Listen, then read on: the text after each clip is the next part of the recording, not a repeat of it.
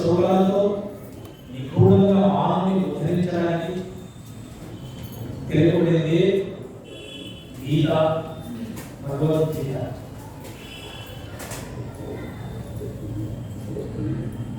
ఎంతో ఆచార్యులు భగవద్గీతను గీతా ఉపనిషత్తులు అంటారు. ఎందుకు గీతా ఉపనిషత్తులు అంటారంటే అన్ని ఉపనిషత్తులలో ఉన్న ఆ యొక్క జ్ఞానం భగవద్గీతలో కూడా చూపించబడుతుంది. అన్ని గ్రంథాలు మరియు పురాణాలు, వేదాలు వారి యొక్క సారాంశము, వారి యొక్క ఉద్దేశం ఏంటంటే తత్వము, గీతము, పురుషార్థాన్ని బోధిస్తూ ఉంటాయి. తత్వం అంటే మన ఓం తత్సత్ అంటుంది కదా. తత్ అంటే అది ఏదంటే సర్వత్రా వ్యాపించింది, ఎప్పటికీ వినాశం లేనిది, అక్షర బ్రహ్మమైన పరమాత్మ యొక్క ఉనికిని తెలియజేది తత్వం. మరి హితము అంటే మానవునికి ఎటువంటి జీవికి ఎటువంటి హితాన్ని బోధిస్తుందో దాన్ని హితము అంటారు. పురుషార్థం అంటే కేవలం పురుషులకు సంబంధించింది కాదు. పురుషార్థం అంటే పురుషార్థం అంటే శరీరం తీసుకున్న ఒక మానవునికి, ముఖ్యంగా మానవునికి చెప్పచ్చు. ఎందుకంటే మనకున్న అదృష్టం 84 లక్షల జీవరాశుల్లో ఏ ప్రాణికి లేని అదృష్టం మన మాత్రమే. మనం గౌరవించి పూజించే ఆవు కూడా మందిరం లోపల వెళ్ళడానికి ఎప్పుడో కనుకుంటుంది తప్ప మన వాళ్ళు వచ్చి స్వామి దర్శనం చేసుకోవడానికి అదృష్టం లేదు.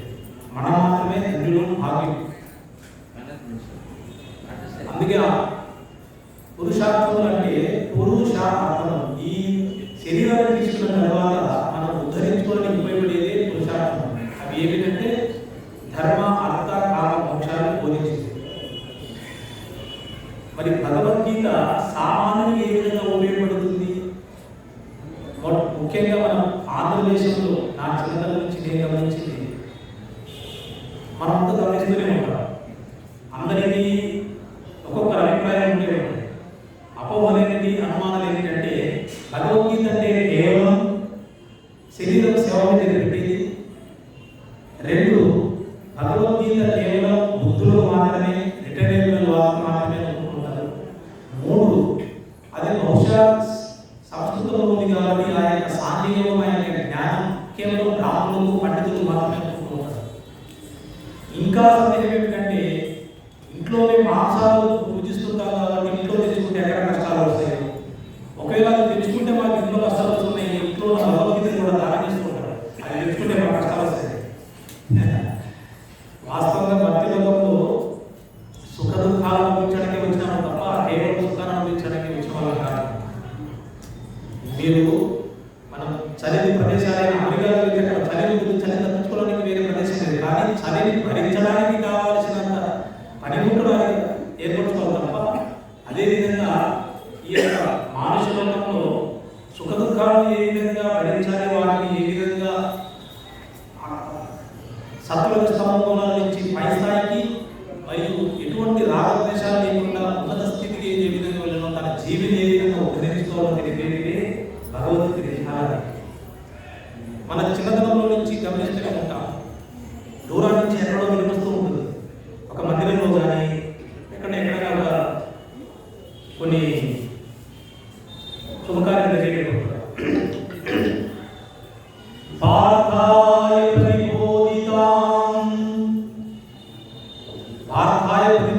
ఘంటసాల ఎప్పుడైతే మొదలుపెట్టాడో అందరికీ మనసు విధంగా పులకిస్తూ ఉంటుంది. ఆ తర్వాత దేహోస్మిని యదాది, తర్వాత వాసాంసి జీర్ణాన్ని, జన్మ, వీటి గురించి తర్వాత ఆ తర్వాత లోపల ఉన్న సారాంశం మనం ఎప్పుడు చదవాలనుకో కూడా కేవలం ఆయన ఘంటసాల గారు అందరికీ మన మనసు పులకిస్తూ ఉంటుంది. కానీ వాస్తవానికి మీరు భగవద్గీత తెలుసుకొని ఇంట్లో ఒకవేళ మీరు చదవడానికి వీలు కాకపోతే నేను ఇద్దరి ద్వారా చదివించుకుని చూడండి. మనం పెద్దలు ఏర్పడిన ఈ సంస్కృతం అంటే చక్కగా సంస్కారాన్ని ఏర్పరచడం. వాటి ద్వారా మీకు తెలియకుండా ఈ స్వామి ఎనగాక 2వ అధ్యాయం నుంచి స్వామి పలుకుతున్నాడు. గీత అంటే శ్రీకృష్ణ భగవానుడు తన గీత ఒక పాట ద్వారా ఉపదేశిస్తూ ఉంటాడు. అంటే సాక్షాత్తుగా మీరు విశ్వసించవచ్చు. మీరు దృఢంగా పెట్టుకోండి, స్వామి పలుకుతూ ఉంటాడు. మీరు చదువుతూ ఉంటే మీతో స్వామి మాట్లాడుతున్నట్టుగా ఉంటుంది. మీరు ఒక శ్లోకం చదువుతూ ఉంటే మిమ్మల్ని హెచ్చరించినట్టు ఉంటుంది. ఏరా బయట తిలకం తీసుకొని సద్బ్రాహ్మణులు లెక్క లేకపోతే సదాచారం లెక్క ఒక భక్తుల లెక్క చేస్తుంటే నువ్వు 4 గోడల మధ్య చేసేది ఎవరికి తెలియలేదు, నాకు తెలుసు అనుకుంటున్నాడు. యుక్తాహార విహారస్య యుక్త చేష్టస్య కర్మసు యుక్త సద్భావ బోధస్య అంటాడు. లోపల అంతర్ముఖంగా ఉండి మనం చేసే అన్ని కార్యక్రమాలు చూస్తూనే ఉన్నాడు. మరి దాన్ని మనం ఏ విధంగా తెలుసుకొని ఉద్ధరించుకోవడానికి స్వామి భగవద్గీత మీరు నిస్సందేహంగా పెట్టుకోవచ్చు. ఒకవేళ మీరు మీ యొక్క వృత్తి రీత్యా మాంసాన్ని తీసుకుంటూ ఉంటే ఇక్కడి నుంచి నేను తీసుకోండి మిమ్మల్ని అందరినీ ప్రోత్సహించినట్టు కాదండి. భగవద్గీత మన ఇంట్లో ఉన్న టీవీ ఏ విధంగా ఉంటుందో, మన చేతిలో ఏ విధంగా ఒక మొబైల్ ఫోన్ ఉంటుందో, చరవాణి ఉంటుందో, అదేవిధంగా ప్రతి ఇంట్లో సనాతన ధర్మాన్ని ఎవరైతే అవలంబిస్తూ ఆ ఆచరణలో భగవద్గీతను తెచ్చిపెట్టాం.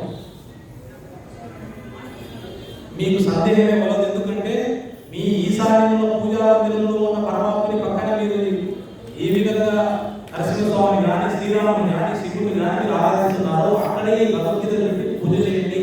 ఒకవేళ మీకు చదివే శక్తి ఒక జ్ఞానం ఉంటే ఒక శ్లోకం తీసి చదవండి. అప్పటికీ లేకపోతే మీ వంశంలో పుట్టే ఒక మానవుడు మునిమనుడు వచ్చి మీ వంశాన్ని ఉద్ధరిస్తారు. కాబట్టి మీకు ఎటువంటి సందేహం లేదు. భగవద్గీత ప్రతి నిత్యం ఏదో ఒక శ్లోకం చదవండి, దీన్ని ప్రయత్నించండి. ఇంకొకటి బుద్ధుడు మాత్రమే ఉంటాడు. శ్రీకృష్ణ భగవానుడు ఉద్యాసనంలో భగవద్గీత చెప్పలేదండి. మహాభారతంలో శ్రీకృష్ణ భగవానుడు భగవద్గీత చెప్పింది యుద్ధ సంగ్రామంలో 11 లక్షల సైన్యం, ఇటు 7 లక్షల సైన్యం, అంటే దాదాపు 64,000 కోట్ల సైన్యం కదా. 64,000 కోట్ల సైన్యం ఉంటే అందరినీ సభ్యులు చేసి ఏమాత్రం అర్జునుడికి ఏమాత్రం ఒక నిస్సందేహం లేకుండా బోధించినది ఉపదేశం. దాన్ని అర్జునుడు చాలా శక్తివంతమైన మాట. అర్జునుడు నిజంగా పెట్టుకున్నాడంటే లోకంలో మనకందరికీ అనుమానాలు ఉంటాయి కాబట్టి పెట్టుకున్నాడు. మీరు గమనిస్తే కేవలం బుద్ధుడు శ్రీకృష్ణ భగవానుడు తీసుకుంటామని బోధించడం కదా, అంతకంటే బుద్ధుడే ఉన్నాడు. ఆ తర్వాత ద్రోణాచార్యుడు బుద్ధుడే, కృపాచార్యుడు కూడా బుద్ధుడే. మరి వాళ్ళందరికీ బోధించకుండా అర్జునుడికి బోధించాడు. సభుడు కాబట్టి, జ్ఞానాన్ని తెలుసుకోవడానికి అర్హుడు కాబట్టి అర్జునుడు మనందరూ కూడా అర్జునే. అర్జునుడు సామాన్యుగా మీరు గమనిస్తే అందరికీ తెలిసిన కథనే. ద్రోణాచార్యుడు విద్యాభ్యాసం నేర్పేటప్పుడు పక్షి కన్ను గురిపెట్టమంటే అందరూ గురిపెట్టలేదు, కానీ లక్ష్యశక్తిలో అర్జునుడు మాత్రమే గురిపెట్టారు. తర్వాత ద్రుపదుని తన బాలచంద్రం తీసుకోవాలంటే ద్రుపదుడు కూడా కత్తి తీసుకొచ్చేవాడే అర్జునుడు. కౌరవులు కన్నుల కూడా కాదు, మీరు గమనించారు. మీరందరూ కన్నులకి ఫ్యాన్స్ అయిన బహుశా మీరు చూసిన 2 గంటల సినిమా తప్పు. 18 పర్వాల మహాభారతం చదివితే ఎవరు వీరులు ఎవరు సూర్యులు తెలుసు. ఆ తర్వాత ఉత్తర గోగులు దక్షిణ గోగులంలో భీష్మ పితామహుని, అశ్వత్థామను, కృపాచార్యుని, కర్ణుని అందరినీ మోహితులు చేసి అక్కడి నుంచి గోవులు రక్షించిన వాడు అర్జునుడు. గోడ సంరక్షణలో అరణ్య పర్వంలో ధర్మరాజును హేళన చేయడానికి దుర్యోధనుడు కర్ణుడు పంపిన పన్నాగాన్ని ధేరించి అక్కడ గంధర్వుని కూడా రథాన్ని కట్టి తీసుకొని వచ్చి ధర్మరాజును అప్పగించిన వాడు అర్జునుడు. మరి అంత శక్తి గలవాడు ఒక్కసారి అర్జునుడు కృష్ణుడు కృష్ణ ఈ అర్జునుడు ఇరుసేల మందికి రథాన్ని తీసుకువెళ్ళాడు. అంతవరకు తీసుకుని వెళ్ళాలని చెప్పిన తర్వాత యుద్ధానికి పూనుకున్నవాడు యుద్ధం చేయాలి తప్ప విషాదానికి ఎందుకు సొక్కటి గురవుతాడు? ఎందుకంటే పక్కన ఉన్నవాడు ఋషికేశుడు. ఎందుకంటే ఋషికేశుడు అంటే ఇంద్రియాలు, జ్ఞానేంద్రియాలు, కర్మేంద్రియాలు కూడా నియంత్రించేవాడు శ్రీకృష్ణ భగవానుడు. అంతవరకు యుద్ధం చేయడానికి సంసిద్ధమై ఉత్సాహంలో ఉన్న అర్జునుడిని కూడా మోహం చెందేట్లు చేసిన వాడు శ్రీకృష్ణ భగవానుడు. భగవద్గీత మహాసభలు జరుగుతున్నప్పటికీ ఇక్కడికి రావాలని మీ మనసులో బుద్ధి ప్రచోదనం చేసి ప్రేరేపణ చేసిన వాడు స్వామి. ఎంతో మందికి అదృష్టం ఉన్నప్పటికీ వాళ్ళని రాజకీయ చేసిన వాడు కృష్ణుడే. మీ బుద్ధిలో అంతరాత్మలో మిమ్మల్ని ప్రచోదనం చేసి ఇతర కార్యక్రమాలు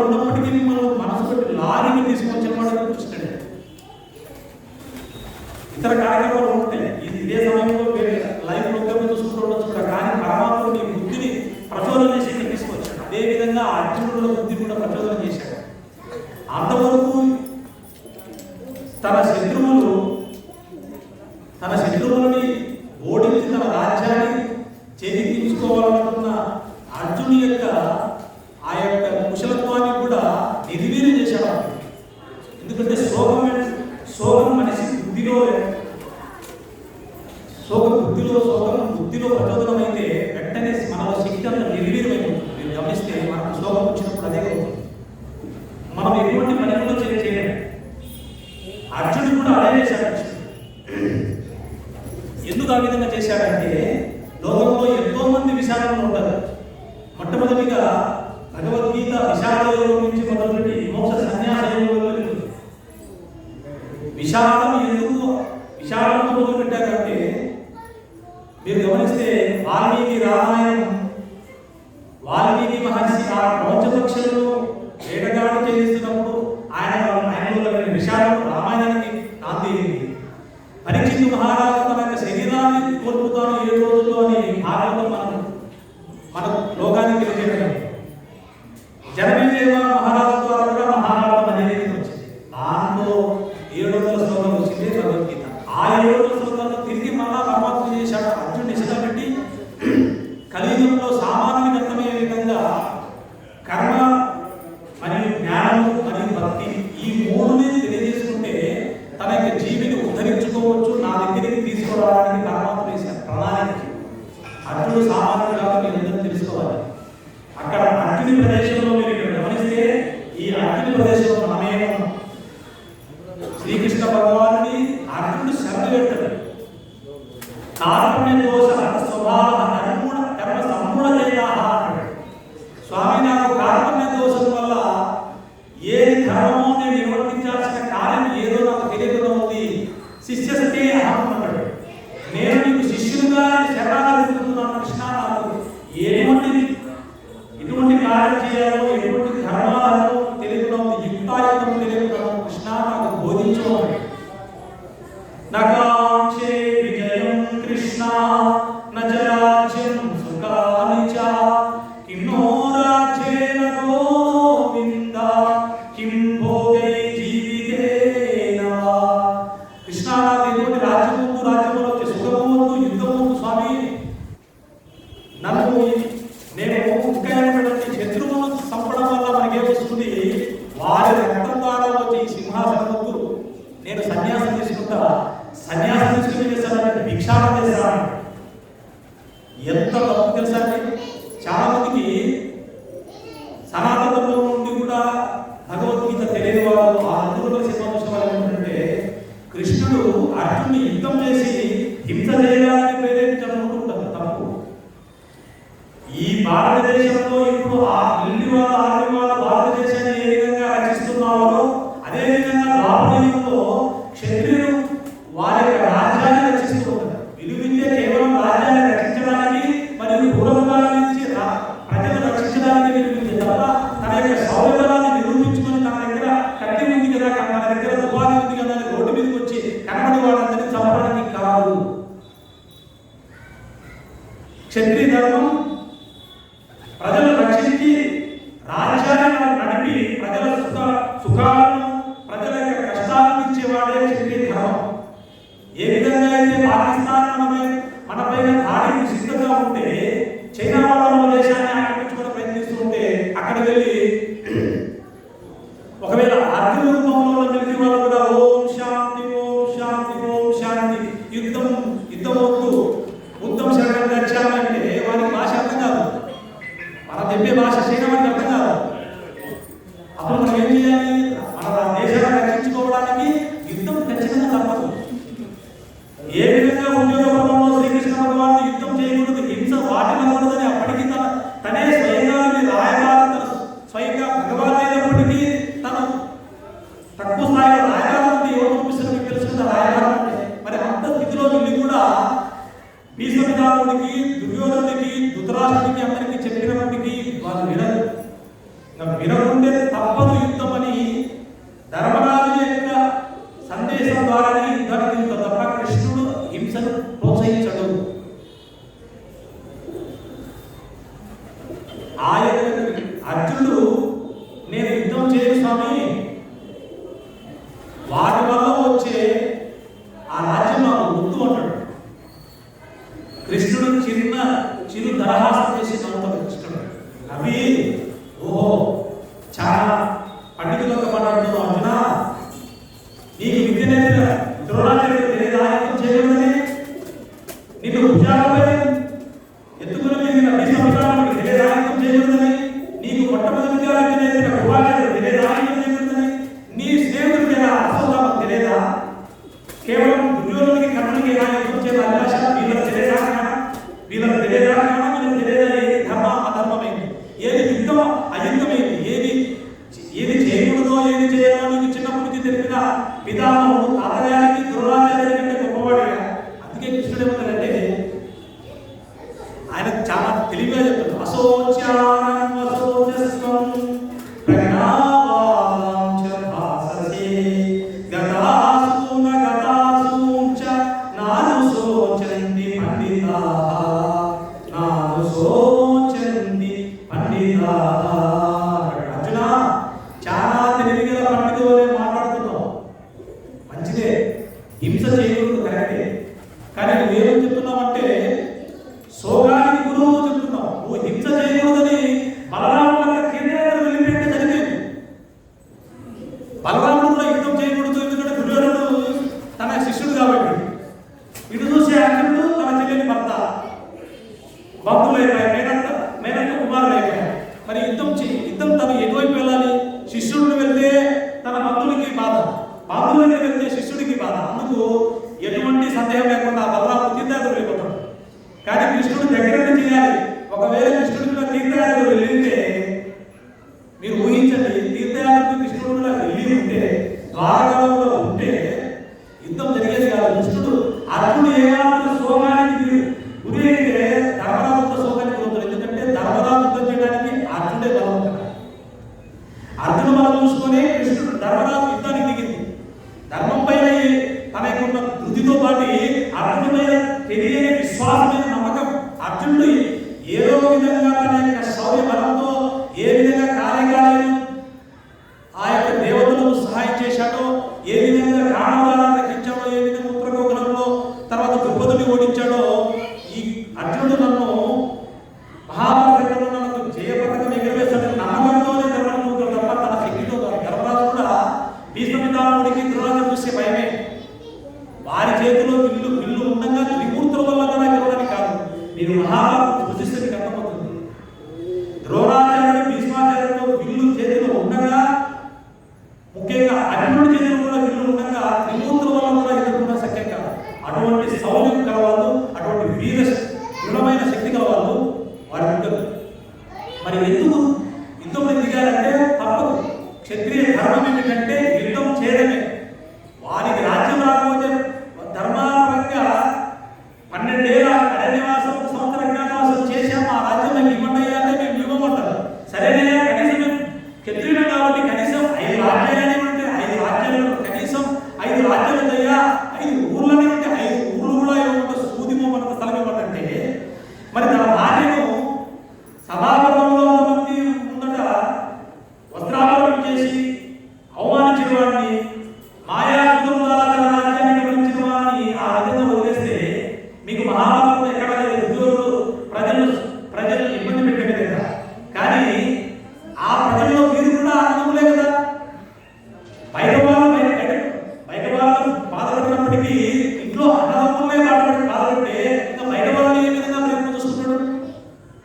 మీకు దుర్యోధన ప్రేమ, కర్ణ మీద ఏమాత్రం ప్రేమ ఉంటే దాన్ని పక్కకు చేసేది. ఎందుకంటే మహాభారతం సృష్టిస్తే తప్ప తెలియదు. 18 పర్వాలు చదివిన వారి మాత్రమే కర్ణుడి గురించి తెలుసు, దుర్యోధన గురించి తెలుసు తప్ప విరాటం చదివినంత మాత్రాన, 2 గంటల పాండవ వనవాసంలో మాయామేధ చదివినంత మాత్రం కాదు. మీరు చూసినంత 18 పర్వాలలో 45 పేజీలు ఉంటుంది మహాభారతం. దాన్ని చదవాలంటే శ్రీకృష్ణ అనుగ్రహం ఉంటుంది తప్ప అన్ని పర్వాలను చదవలేదు. 18 పర్వాలు 1.5 సంవత్సరం మీరు ఎటువంటి నిరంతరంగా పనులు మాత్రం చదివితే దానికి అర్థం తెలియదు. అది కూడా శ్లోకాలు చాలా నిగూఢంగా ఉంటాయి. మరి అటువంటివి మనకు ఏం తెలియజేస్తున్నాయి? ఈయన హింస ఒక్కనే ఉంటూ ఉంటాడు, కానీ శ్రీకృష్ణ భగవానుడు ఆ విధంగా ఒకవేళ నిజంగా తన ద్వారకలో ఉండి అన్నలాంటి తీర్థం వెళ్ళిపోయింటే అర్జున శోకాన్ని గురించి యుద్ధమే ఉండేది కదా. తిరిగి మళ్ళీ అరణ్యవాసం వెళ్ళిపోయేవాడు. ఈయన మళ్ళీ అర్జున ఏమర్జున మీరు ఈ విధంగా ఉన్నారని మళ్ళీ భక్తుల పాలన చేసే శ్రీకృష్ణుడే కదా. అందుకే దగ్గర నుండి ఏమాత్రం తనకు శోకం ఉంటే వెంటనే ఉండి నడిపేవాడు శ్రీకృష్ణ భగవానుడు. అప్పుడు కృష్ణుడు చెప్తాడు, ఓహో చంపేవాడు నువ్వేనా, నీ చేతులు అంతా చనిపోవాడు అన్నమాట. శక్తి ఉన్నవాడు కాదు. అర్జునుడి యొక్క శక్తిని చూడంగా 10 రోజుల్లో భీష్మాచార్య పడిపోడు, 5 రోజులు ఎప్పటికీ ద్రోణాచార్య పడిపోడు. అంటే అర్జున శక్తి తీసుకుని ద్రోణాచార్య చెప్తున్నాడు కృష్ణుడు. యుద్ధం జరగనే కృష్ణుడు, నువ్వు యుద్ధం చేసేవాడిగా, యుద్ధం చేసి చంపేవాడు, నువ్వేనా చేసేవాడివి అంటాడు. అంత శక్తి ఉన్నవాడు అని అంటాడు. అంటే ఆయన కోపంగా లేకుండా చరిత్ర రహస్యంగా మాట్లాడుతున్నాడు. చాలా తెలివిగల పండితులుగా ఏ దుఃఖాన్ని గురించి దుఃఖించాలో, దేని గురించి దుఃఖించకూడదో, దేని గురించి దుఃఖించాలో తెలియకుండా దుఃఖిస్తున్నావు. నువ్వు ఈ శరీరం చంపుతాను, ఈ శరీరం పడిపోతుంది అంటున్నావే, మరి ఈ శరీరం పడిపోయిన తర్వాత పడిపోయిందని అంటున్నావు కదా, మరి పడిపోయిన తర్వాత మీ తాతగారికి తర్పణ ఎందుకు చేస్తున్నావు, పిండ ప్రదానం ఎందుకు చేస్తున్నావు? శరీరం పడిపోయింది కదా, మరి పడిపోయిన తర్వాత ఇక్కడ లేడు కదా, మరి లేదంటే నువ్వు ఎందుకు పిండ ప్రదానం చేస్తున్నావు అంటే ఉన్నాడు కదా. అక్కడి నుంచి లోపల ఉండి వెళ్ళిపోయాడు. ఏమయ్యా తాతగారికి ఏమైందంటే, తాతగారు కాలం చెందారంటే కాలం మాత్రమే చెందాడు. ఆయన సూక్ష్మ శరీరంతో ఆత్మ తీసుకుని ఇంకొక శరీరం తీసుకుంటాడు. దీన్ని తీసుకుంటాడు కాబట్టి నువ్వు దేని గురించి బాధపడాలి?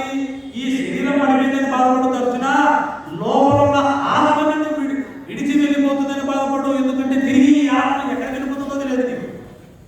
ఆ ఆత్మకు నీకు అనుసంధానం లేకుండా మీతో తిరిగిన ఆత్మ ఈ పైకి కనిపించే తెల్లని శరీరం కాదు, ఉంగరాలు చుట్టుకుంటున్నా ఆయన లోపల ఒక ఆత్మ ఉంది. అదే సత్యం, అదే నిత్యం, సత్తు చిత్తు ఆనంద రూపం. అది తెలుసుకో. దాన్ని తెలుసుకోకుండా బాధపడుతున్నావు. కాలగర్భంలో ఈ శరీరం పడిపోతుంది. ఒకవేళ నువ్వు తీరున్నా నేనే కరణ రూపంలో తీసేసాడుతున్నా. కాలోసం ఎక్కడ? నేనే కాల రూపంలో, మృత్యు రూపంలో, నేనే ధర్మానికి యమధర్మరాజు యొక్క ధర్మంలో మృత్యు రూపంలో వచ్చి కాల రూపంలో లయం చేసేవాడిని నేనే, తెలుసుకోవాలని చెప్తాను. కాబట్టి నువ్వు దుఃఖించే దేని గురించి దుఃఖించాలి? పడిపోయిన శరీరం తొడుగు గురించి కాదు. చినిగిపోయిన బిడ్డ అమ్మా నేను ఆడుకుంటుంటే ఈ వస్త్రం చినిగిపోయిందని బాధపడుతుంది. ఎందుకన్నా బాధపడుతున్నావు? ఇంకొక వస్త్రం తీపిస్తాలే అక్కడ కదా అమ్మ అంటుంది కదా. అలాగే కృష్ణుడు కూడా అడుగుతున్నావు, ఎందుకుగా బాధపడుతున్నావు? ఈ శరీరం ఈ అస్త్రం పడిపోయిందని బాధపడుతున్నావా? ఆ ఆత్మ ఇంకొక వస్త్రం తీసుకుంటున్నా నాయన, బాధపడుతున్నా. వాసాన్ని దీనాన్ని విహాయ నవాని కృష్ణాన్ని నడోపదాని తథా శరీరాన్ని విహాయ భిన్నాన్ని అన్య సమయాన్ని నవాని దేహి అంటాడు. ఏ విధంగా అస్త్రం తిరిగి మళ్ళీ కొత్త అస్త్రం ధరిస్తావో అదే విధంగా నీ శరీరం పడిపోతుందని నువ్వు చింతించగలిగినా నీ తల్లిదండ్రులు ఏ విధంగా నీకు కొత్త అస్త్రం తీస్తారో ఆ ఆత్మ కూడా తెలుసు. నువ్వు అంతగా చింతించవసరం లేదు. ఇంకొక ఆత్మ శరీరం చూసుకుంటుంది. ఈ తొడుగు మాత్రమే, లోపల ఆత్మ ఉంది, తెలుసుకో. నువ్వు దుఃఖించాల్సింది దేనికోసం? నువ్వు దుఃఖించాల్సింది లోపల ఆత్మని నీ దగ్గర నుంచి దూరం అవుతున్నందుకు బాధపడాలి తప్ప తెల్ల తొడుగు తీసుకున్నట్టు మాత్రం కాదు ఆయన. తర్వాత ఏంటంటే ఓదార్చడానికి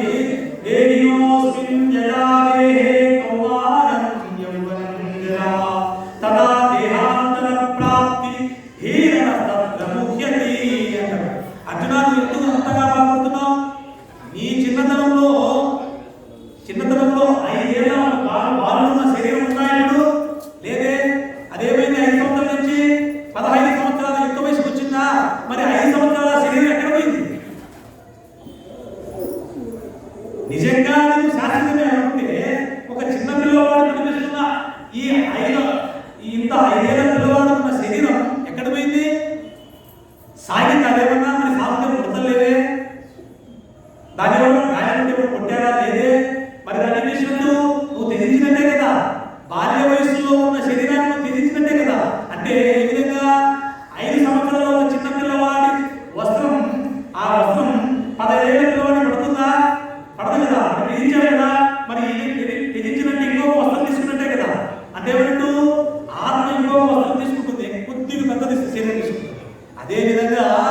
ఒకవేళ నీ శరీరం పడిపోతున్నప్పటికీ నువ్వు బాధపడదన్నా ఇంకొక వస్త్రం తీసుకుంటుంది, ఇంకొక శరీరం తీసుకుంటుంది, నువ్వు అంతగా బాధపడుతున్నాయన.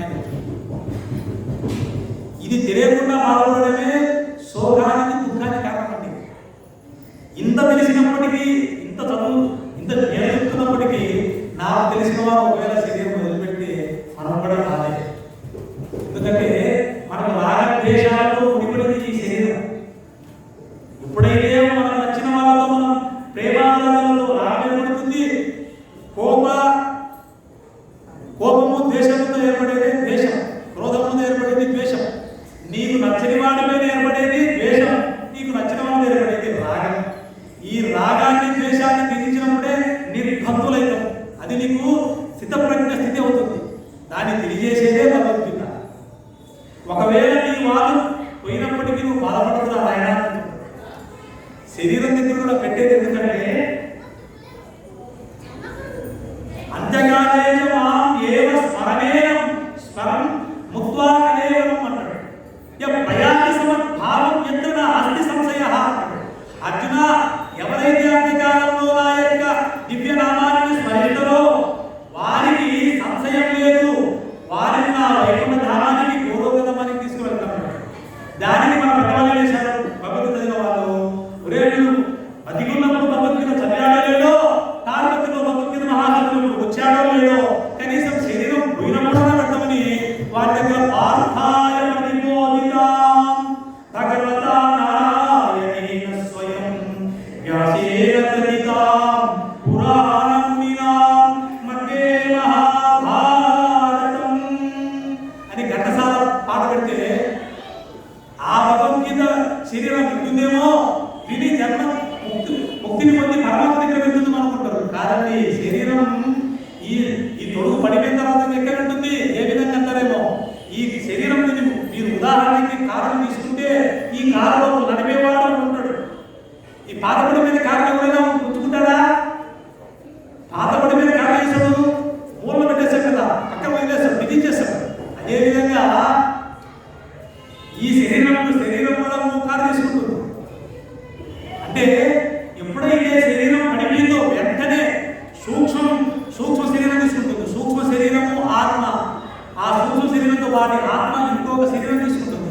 అది పరమాత్మ యొక్క చట్టం ఉంటుంది. ఏ విధంగా సుప్రీంకోర్టు, ఏ విధంగా రాజ్యాంగబద్ధంగా ఈ శిక్ష వేసేవానికి ఈ చట్టము, ఈ విధంగా మంచి లోకానికి వేసేవానికి భారతంగా ప్రధాన అవార్డులు నిర్వహిస్తారో, అదేవిధంగా వారి యొక్క సుఖము, వారి యొక్క పుణ్య పాపాల ద్వారా గుప్తంగా రచించిన చిట్టి ద్వారా వీడు నరకానికి, వీడి సుఖానికి, స్వర్గానికి వీడి గౌరవం తీసుకున్నారా అని పరమాత్ముడు ఒక ప్రధాన విషయం. కాబట్టి ఆ యొక్క శరీరం ఏ రోగాన్ని వెళ్తుందో మనకు తెలియదు. ఉన్నప్పుడే వినియోగించుకొని చెప్పేది శరీరం దగ్గర పెట్టేది భగవద్గీత. అంతే తప్ప శరీరం దగ్గర పెట్టేది కాదు. ఎవరైనా శవ దగ్గర పెట్టేది దయచేసి పెద్దలు మందలించండి, మీరు చెప్పండి.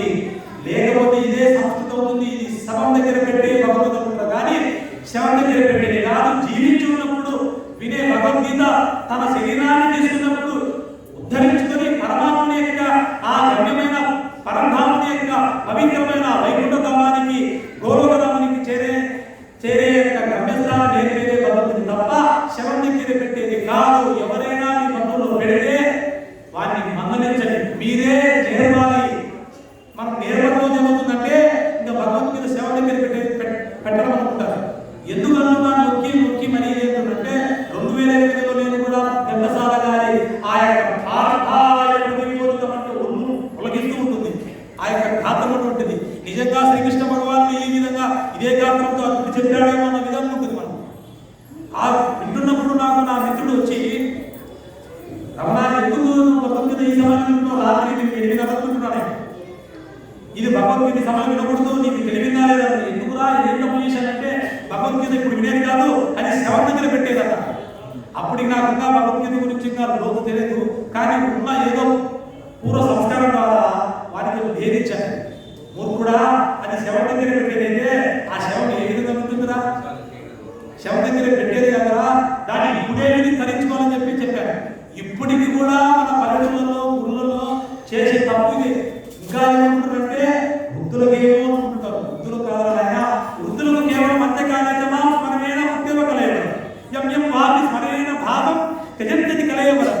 కృష్ణుడు చెప్తాడు, ఎవరైతే అంత్యకాలంలో ఏ నామాన్ని స్మరిస్తారో ఆ యొక్క స్మరణ బట్టి నేను వారి యొక్క లోకాన్ని నిర్దేశిస్తా తప్ప వాడు నువ్వు చిన్నప్పటి నుంచి అర్జునుడి సినిమాలు రకరకాల డీజోలు జబర్దస్త్ చూసి ఇప్పుడు ఎందుకు మనకు జేఈటీ పరీక్ష ద్వారా డిగ్రీ పరీక్ష ద్వారా రాజ్యసభ తెల్లారి పాస్ అయితారు అనుకుని జేఈటీ వాళ్ళను మిగతా వాళ్ళని మోసం చేసినట్టు కాదండి. పరమాత్ముడు చింతల వెంకటరమణ స్వామి నీ చింతలు చేస్తూ ఆ చింతల వెంకటరమణ దాని మర్మం కూడా తెలుసుకోండి.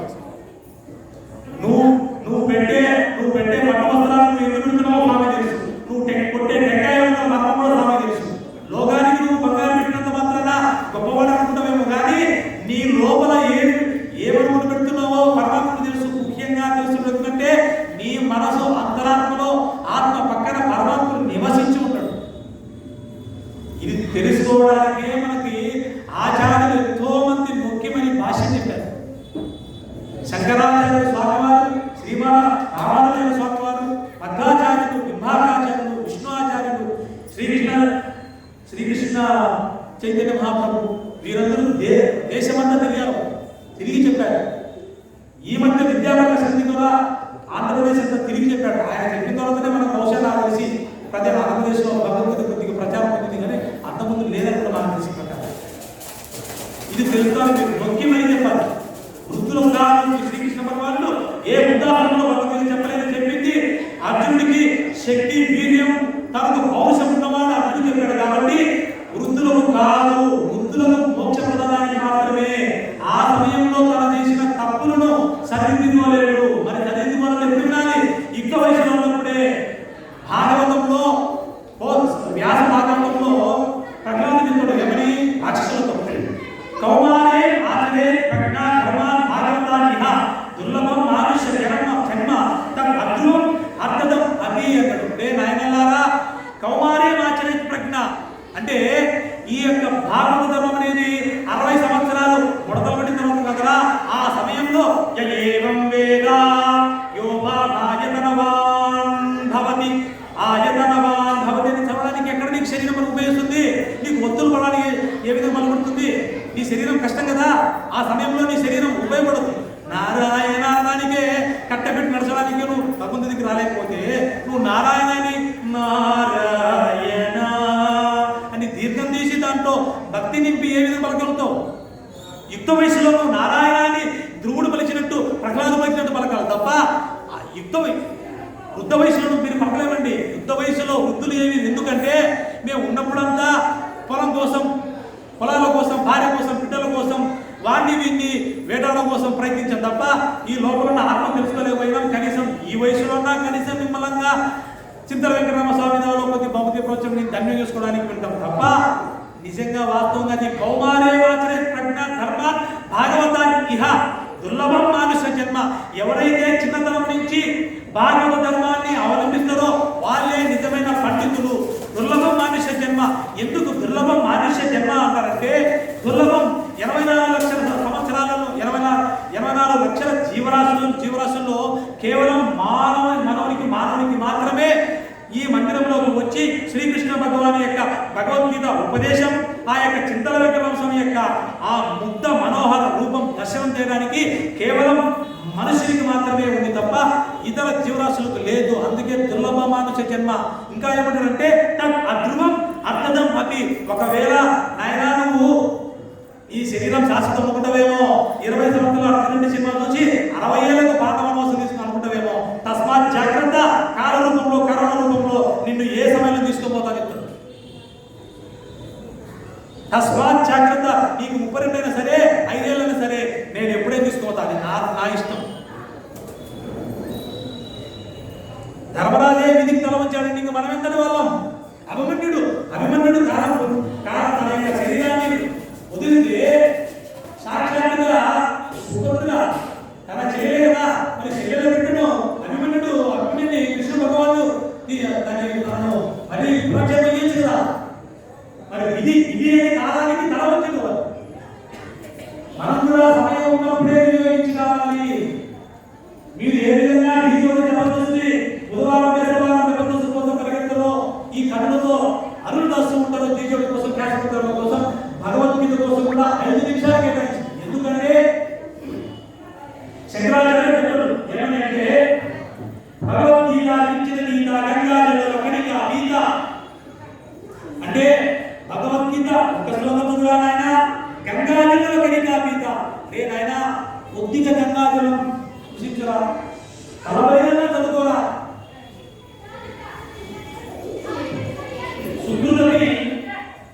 సుకృతమి మురారి సమక్ష క్రియతే తస్య యమేవ చర్చ అంటే ఎవరైతే భగవద్గీతలో ఒక శ్లోకం చదువుతూ ఉంటారో పారాయణ చేస్తూ ఉంటారో ఎవరైతే గంగాజలం స్నానం చేస్తారో ఎవరైతే గంగాజలాన్ని తీసుకుంటూ ఉంటారో ఎవరైతే మురుడికి శత్రుడు ఎవరు శ్రీకృష్ణ భగవానుడు ఆయన ఎవరైతే కొద్దిపాటి పూజ చేస్తుంటారో వారికి క్రియతే తస్య యమేవ చర్చ వారికి యమునితో చర్చే ఉండదు అంటాడు. అంటే యమునితో చర్చ అంటే ఆయనతో మనకు వాగ్విధానం కాదు, ఆయన తీసుకువెళ్ళే నరకానికి మీకు చర్చ ఉండదు. మరి ఎక్కడ తీసుకుపోతాడు? విష్ణు పార్శ్వలు వచ్చి వైకుంఠ లోకాన్ని తీసుకుపోతాడు. అందుకే నాయన కొద్దిగా భగవద్గీత చదువురా, గంగాజలం తీసుకోరా, కొద్దిగా తులసి పూజ చేసుకోరా, కొద్దిగా తులసి దళం కూడా తీసుకురా నాన్న, కొద్దిగా శ్రీకృష్ణ భగవానికి పూజ చేసుకొని చెప్తూ ఉంటారు. దాంట్లో ఉన్న మర్మం అదేనండి. ఇంకా ఏం చెప్తారంటే మరి ఆ యొక్క భగవద్గీత చదవడానికి మనకి మాకు సమయం ఉండదు కదా స్వామి, మాకు చిన్నప్పటి నుంచి ఎన్నో పనులు ఆ A+B² హోంవర్క్ ఉంటుంది, పీటీ చదివేటప్పుడు ఇంటిగ్రల్స్ X2=X3 ఉంటుంది. ఇంత ఉంటే మరి ఏ విధంగా మన వాళ్ళందుకే మనం ఏం చేశారంటే చిన్న పిల్లప్పటి నుంచి పిల్లవాడు తీసుకొని వచ్చి 7వ తరగతి 10వ పరీక్షలు అంటే స్వామి దగ్గర హాల్ టికెట్ పెట్టి పూజ చేపిస్తూ ఉంటారు. ఎందుకో తెలుసా అండి? కర్మణ్యేవ అధికారస్తే మా ఫలేషు కదాచన మా కర్మ ఫల హేతు మాతే సంజ్ఞస్వ కర్మని అంటే మన వాళ్ళు ఏం చేశారంటే నువ్వు చేసే కర్మ నువ్వు కాదుగా చేసేది, నీతో చేపించేవాడు ఒకడున్నాడు. నీ కర్మ ఫలం కూడా పరమాత్ముని కోసమే, చేపించేవాడు ఒకడు, చేసేది నువ్వు అనుకుంటున్నావేమో, నీతో చేపించేవాడు కూడా కృష్ణుడే. నువ్వు యుద్ధం తీసుకుంటున్నావేమో, నువ్వు పరీక్ష రాసుకుంటున్నావేమో, నీ చేత పరీక్ష రాపించేవాడు కృష్ణుడు. నిన్ను ఆ విధంగా యొక్క ఫలము కేవలం శ్రీకృష్ణుడు కాకుండా ఆ హాల్ టికెట్ పెట్టినప్పుడు స్వామి నమస్కారం చేసుకో వెంకటరమణ స్వామికి ఇక్కడికి వచ్చి హాల్ టికెట్ పెడితే పాస్ అయితే స్వామి చెప్పేమని స్వామి నేను 10 లెక్కలు అడుగుతాను, 1000 రూపాయలు చందా ఇస్తాను, సేవ ఇస్తాను అన్నాడు. వీడా సేవ ఇచ్చేది? నువ్వు ఏం కొత్తగా తీసుకొస్తున్నావు? స్వామి ఇచ్చిన గాలి తీసుకుంటున్నావు, స్వామి ఇచ్చిన నీళ్ళు అవుతున్నావు, స్వామి ఏర్పరిచిన భూమి మీద నిలబడుతున్నావు, స్వామి ఏర్పరిచిన ఈ యొక్క ప్రకృతి వాడుకొని ఆయన ఇచ్చినవి తిరిగి ఆయన ఇస్తున్నావు తప్ప నీదంటూ ఏముంది కొత్తగా ఇవ్వడానికి? నీదంటూ ఏముంది? నువ్వు కొత్తగా ఏమో సృజించావా తులసి దళాన్ని? నువ్వేమన్నా సృష్టి చేసావా? ఏమైనా పూలదండల్ని నువ్వు సృష్టించావా? ఏమన్నా పట్టు వస్త్రాలని? నీదంటూ ఏం లేదు. పరమాత్ముని ఇచ్చిన దాన్ని తిరిగి మళ్ళా పరమాత్మునికి మనం త్యాగం చేసేది అదే కర్మ ఫల త్యాగం. అందుకే అర్జునుడు యుద్ధం నువ్వు చేసేవాడివా? నువ్వు చేసేవాడివా యుద్ధం? నీ చేతిలో కలవాడి అలా వీళ్ళు చేసేవాడిని చేపించేవాడి నేనే, నువ్వు నిమిత్త మాత్రం మోసమే సాక్షి, నువ్వు కేవలం నిమిత్త మాత్రమే తెలుసుకోవచ్చున, నీ చేత చేపించేవాడి నేనే. నువ్వు చేపించేవాడు అనుకుంటున్నావేమో, కాదు, అది నేను చేపించేది అంటుంటాడు. పరీక్ష మీ పిల్లవాడికి విధంగా పెట్టడం ఏముంటుందంటే మనం ఫలం త్యాగం చేస్తుంటాం. ఎందుకు? నువ్వు చేసే స్వామి కొత్తగా బంగారు వ్యాపారం పెడుతున్నాను, కొత్తగా వస్త్ర వ్యాపారం పెడుతున్నాను, దీంట్లో లాభం వస్తే నీకు ఒక 1000 రూపాయలు ఇస్తారు, 1,00,000 రూపాయలు ఇస్తే 1000 రూపాయలు ఇస్తారు. దాని ద్వారా ఏమవుతుంది? నువ్వు కర్మ ద్వారా చేసే ఫలం ఏమవుతుంది? పరమాత్మ త్యాగం చేస్తున్నావా? అప్పుడు నీకు రాగద్వేషాలు ఉండవు, దాని ద్వారా వచ్చే బంధాలు అందుకొని ఉండవు. అందుకే మన వాళ్ళు ఏం చేస్తారంటే ఈ విధంగా పెట్టారు. కానీ బయట వాళ్ళు ఏమంటారంటే మూర్ఖులు, పిచ్చి వాళ్ళు రా, నుదురులో తిలకం తీసుకోవడం, టెంకాయలు కొట్టడం, శివుడికి అభిషేకం చేపించడం, ఆ తర్వాత తలనీళ్ళు ఇవ్వడం అనుకుంటుంటారు. కానీ ఆ మూర్ఖుడికి తెలియని విషయం ఏమిటంటే మన వాళ్ళు కర్మ ఫల త్యాగం చేపిస్తున్నారు. ఆయన గండి ఆంజనేయ స్వామి నమస్కరించు, స్వామి నేను 10th క్లాస్ పాస్ అయితే నేను మళ్ళీ వస్తాను స్వామి నీ దగ్గరికి. ఎందుకు వస్తామంటే అక్కడ నీవు కేవలం పుణ్యం పొందడానికి కాకుండా ఆ నువ్వు చేసిన కర్మ, కర్మ అంటే మన తెలుగులో కర్మలు కాదు, చిన్నగా పెద్ద కర్మ కాదు, కర్మ అంటే పని అని తెలుగులో. నువ్వు చేసే పనులు పరమాత్మనికి అనుసంధానం చేస్తూ వెళ్తాను. స్వామి అందుకే చెప్తున్నాడు, నువ్వు చేసేవాడికి కారణం తెలుసుకోవచ్చు అంటాడు. ఇంకా మరి లోకంలో మాకు ఇంత కష్టాలు వస్తున్నాయి కదా, మరి ఎట్లా స్వామి అంటే కృష్ణుడు చెప్తాడు ఏమని, మాత్రా స్పర్శాస్తు కౌంతేయ శీతోష్ణ సుఖ దుఃఖదాహ ఆగమాపాయినో అనిత్య తితిక్షస్వ భారత అంటాడు. అర్జున, నువ్వు నీకు వచ్చే దుఃఖమైతే ఏదుందో, నీకు వచ్చే సుఖం ఏదైతే ఉందో, అంటే నీ యొక్క పితామహుడు ద్రోణాచార్య చంపడం ద్వారా వచ్చే దుఃఖం ఏదైతే ఉందో, ఆ యొక్క రాజ్యానికి నుంచి వచ్చే సుఖం ఏ విధంగా ఉందో, నువ్వు చలికాలం వచ్చినప్పుడు చలికి వణికించి ఏ విధంగా చలికోటు వేసుకుని ఏ విధంగా భరిస్తావో, ఎండాకాలం వచ్చినప్పుడు చిన్న ఏసీపీ పెట్టుకుని ఏ విధంగా భరిస్తావో, అదే విధంగా సుఖాన్ని దుఃఖం భరించునైనా ఓర్చుకో చెప్తాడు స్వామి. ఇక్కడ సుఖ దుఃఖాలు అంటే ఏమిటో తెలుసా అండి, ఒకవేళ నువ్వు పాస్ అయినప్పుడు ఈ యొక్క ఎదను ఈ విధంగా నుంచి నేనే స్టేట్ ఫస్ట్ ఐఏఎస్ ఫస్ట్ అంటుంటాడు. ఒరే నువ్వు కాదురా నాయనా, నిన్ను పతనానికి దాడి చేసేవాడు కూడా పరమాత్ముడే. నీ చేత పాస్ చేయించి నువ్వు లోకానికి ఉపయోగపడేవా పర్లేదు, లేదా జారి కింద తీసుకొచ్చేస్తాడు. దాన్ని మనం వినియోగించుకోవాలి. అందుకే నువ్వు భరించు చెప్తుంటాడు కృష్ణుడు. దాన్ని తెలుసుకోవాలని మనం కూడా దాన్ని మనం భరించాలి. మన పిల్లలకి ఏం చెప్పాలి అంటే, భగవద్గీత కేవలం వృద్ధులకే కాదు, దాంట్లో మనకి ఏం చెప్తున్నాడు స్వామి చెప్తున్నాడు, భరించమంటున్నాడు. ఏ భరించుకుంటున్నాడు?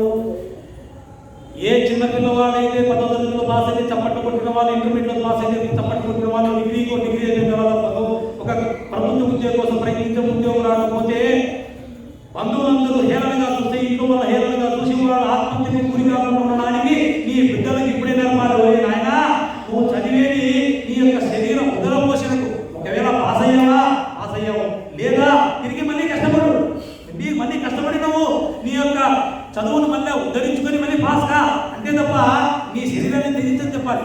పిల్లలకి మీరు కేవలం సక్సెస్ నేర్పించి ఒక్కసారి అనుకోకుండా, జీవితంలో మనకు తెలియదండి, ఇది జాయతే గచ్చతే జగత్, మనకు తెలియకుండా సుఖాలు దుఃఖాలు వస్తూ ఉంటాయి. ఈ శరీరం కూడా జాయతే గచ్చతే, ఇది జగత్. ఇక్కడికి వచ్చిన వాళ్ళు తిరిగి వెళ్ళిపోతుంటారు. అంత మాత్రాన మనకు ప్రియమైన వాళ్ళు పోయినంత మాత్రాన ఈ శరీరం వదిలిపెట్టకూడదు. నువ్వు దృఢంగా ఉండు, భరించమని చెప్పాలి, మనం ఓర్చుకోమని చెప్పాలి. కృష్ణుడు అదే చెప్తున్నాడు. శ్లోకం ఒకటి ఉంటుంది, మన పిల్లలకి ఏ విధంగా అనుసంధానం అవుతుందంటే, ఇంటర్మీడియట్ పిల్లలు ఎందుకు ఆత్మహత్య చేసుకుంటున్నారు, ఒక హీరోలు ఎందుకు ఆత్మహత్య చేసుకుంటున్నారు, చూసిన సత్ఫలితాలను ఒకసారి చూడలేక అవమానాలు గురించి చేస్తుంటారు. అవమానాలకు అవసరం లేదు. పురాణాలు మనకు కుక్కిన పురాణాలు అంటుంటారు. ఇతిహాసం అంటే ఇతిహాసం అంటే ఇది ఇలాగే జరిగింది.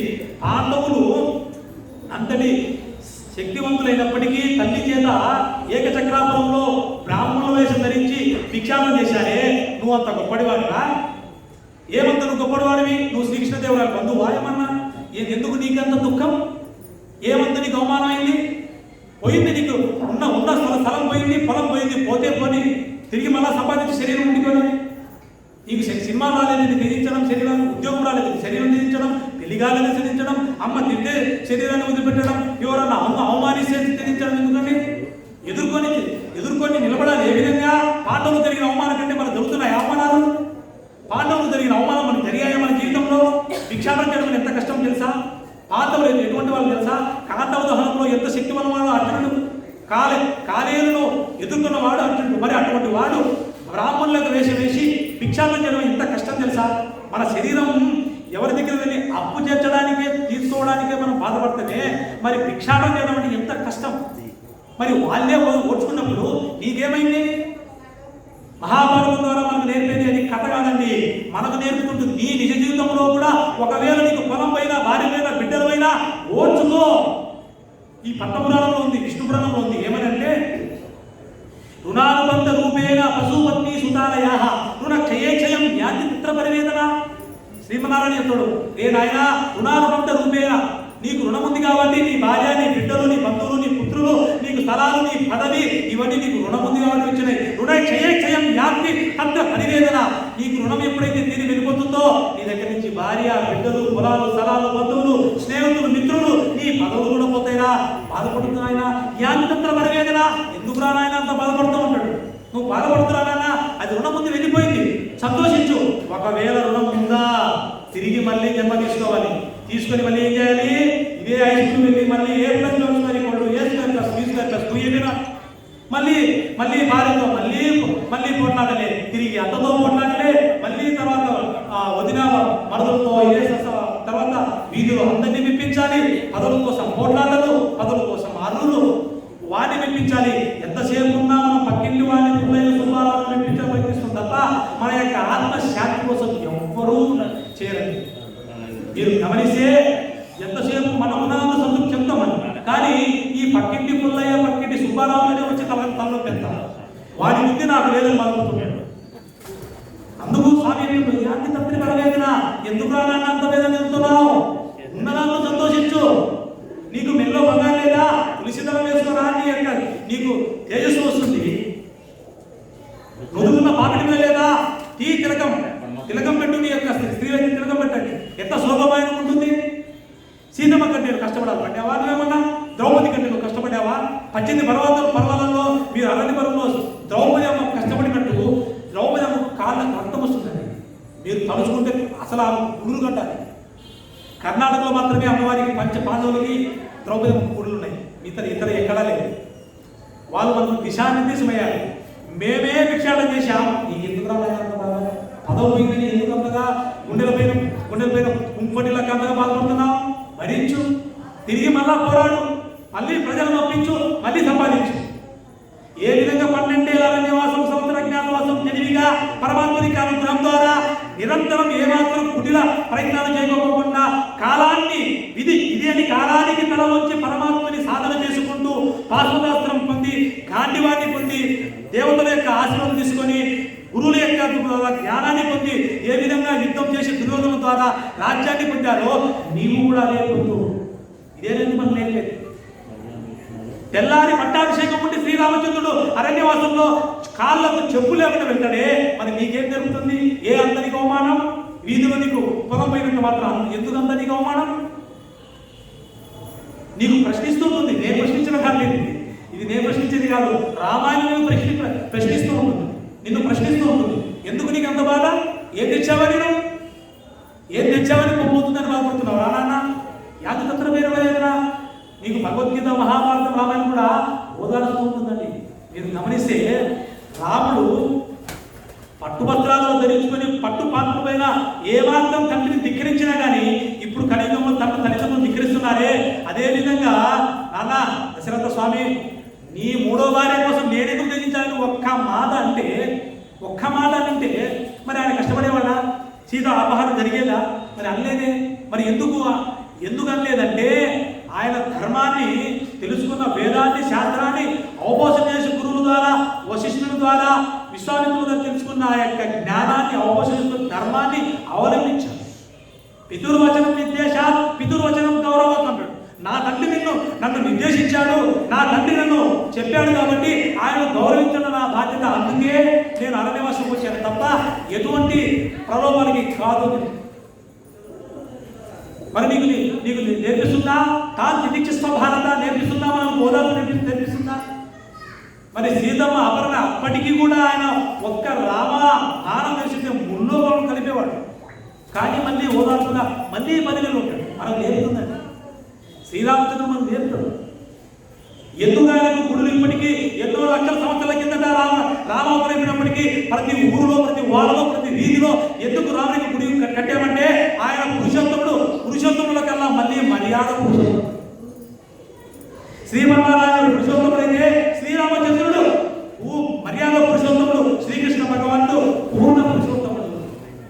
మర్యాద పురుషోత్తముడు ఏ విధంగా అయ్యాడంటే తను ఎవరైనప్పటికీ, రాజ్యాధికారం ఉన్నప్పటికీ దారిలో వెళ్ళే సామాన్యులు కూడా ఈయనే పూర్వ సంభాషి, ఈయనే ప్రకటించేవాడు.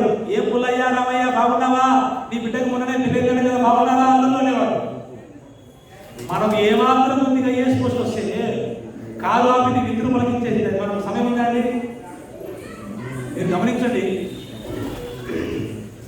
మనకు ఏమాత్రం ఒక 25,000 గవర్నమెంట్ ఉద్యోగం వచ్చినంత మాత్రాన ఇక్కడ ముందు ఇక్కడ వస్తుంది అహంకారం. నాకంటే వీధిలో ఎవరూ లేడు. రాముడి కంటే గొప్పవాడి కాను, రాముడి కంటే శరీరం సౌర్యంలో వీర్యంలో గొప్పవాడి కాను, రాముడి కంటే గొప్పవాడి కాను. అందుకే నేర్పుతాడు. పూర్వ సంభాషి ఆయన వినయంగా గౌరవిస్తూ ఉంటాడు. నువ్వు రాముడి గురించి నేర్చుకోవాలి. నేర్చుకున్నావా నీకు కూడా గుడి కడతాడు, నీకు కూడా శిలా ప్రతిష్ఠ చేస్తాడు. నువ్వు పోయినప్పటికీ నీకు స్వామి వివేకానంద ఏ విధంగా లోకానికి మరి ఆయన స్వామి వివేకానందకు ఏ విధంగా ఆయన శిలా ప్రతిష్ఠ చేశారో, స్వామి వివేకానందుడు ఏ విధంగా యువత ఆదర్శంగా తీసుకుంటుందో, లోకంలో అందరూ గౌరవిస్తున్నారో, నీవు కూడా ఒక స్వామి వివేకానంద అవుతావు. ఎందుకు? ఆయన గురువుని సేవ చేస్తున్నాడు. ఏ విధంగా? భగవద్గీతలో కృష్ణుడు అదే చెప్తాడు, తద్విద్య ప్రణిపాతేన పరిప్రశ్నేన సేవయ ఉపదేశించుతే జ్ఞానం తత్వదర్శిన అంటాడు. అర్జున, నువ్వు గురువు దగ్గర ఏ విధంగా వెళ్ళాలంటే ప్రణిపాతేన, నువ్వు ప్రతిపాదన చేయాలి. ఏ విధంగా దండం పడిపోతుందో అదే విధంగా ఈ జ్ఞానేంద్రియాలు, కర్మేంద్రియాలు, అహంకారము, మనస్సు, బుద్ధి ద్వారా వాటిని ప్రతిపాదన చేసి, స్వామి నీ యొక్క జ్ఞానంలో నేను తక్కువవాడిని, నాకంత జ్ఞానం లేదు, నిన్ను ప్రతిపాదన చేస్తున్నా, నీ దగ్గర నుంచి జ్ఞానాన్ని తెలుసుకోబోతున్నాను అని ప్రతిపాదన చేసి గురువును సేవ చేసుకోవాలి. ఏ విధంగా అయితే శ్రీరామచంద్రుడు దశరథుడు చెప్పిన వెంటనే విశ్వామిత్రుడు వెళ్ళి ఆయన సేవ చేసుకుని ఏ విధంగా జ్ఞానాన్ని పొందాడో, అదే విధంగా శ్రీకృష్ణ భగవానుడు తన స్వయంగా పూర్ణ పురుషోత్తముడు భగవాన్ అయినప్పటికీ సాందీపుని ఆశ్రమం దగ్గర వెళ్ళి ఏ విధంగా జ్ఞానాన్ని ఆర్జిస్తాడో, మనం కూడా అదే విధంగా గురువును ఆశ్రయించి జ్ఞానాన్ని పొందాలి. మనకు నేర్పుతుందండి, మనకు జ్ఞానం నేర్పుతూ ఉంటుంది, పురాణాలు మనకు నేర్పుతూ ఉంటాయి. అప్పుడు నువ్వు లోకం చేత గౌరవపడతావు. ఇదే మనం చెప్పేది జ్ఞానం, అంతే తప్ప పురాణాలు పుకిటి పురాణాలు అది జరిగింది కాదండి, ఇది జరిగింది కాదండి. నువ్వు పాటించు, నిన్ను కూడా లోకం గౌరవిస్తుంది. నువ్వు కూడా రాముని లెక్క మాట్లాడు, నువ్వు కూడా రాముని లెక్క ఆ నడవడిలో నడుచు, నిన్ను కూడా నమస్కారం చేసి నేను గౌరవిస్తుంది, నిజంగా గౌరవిస్తుంది. ఉన్నారండి త్యాగరాజు స్వామి కానీ, శ్రీరామదాసు కానీ, గోరకుమార్ కానీ, పక్కతూకారం కానీ, తులసిదాస్ కానీ, లేదా మనకు నిదర్శనం? స్వామి వివేకానంద లేదా నిదర్శనం? ఆయన పూర్తి పేరు నరేనైతే పేరునే మార్చేశారే, స్వామి వివేకానంద అని పెట్టి వివేకానంద పెట్టాలి, లేకుంటే స్వామిని పెట్టాలి, రెండు పేర్లు పెట్టారు. అంటే లోకంలో స్వాములు ఎవరు లేరా? లోకంలో ఎవరు వివేకం లేరా? మరి స్వామి వివేకానంద పెట్టారు.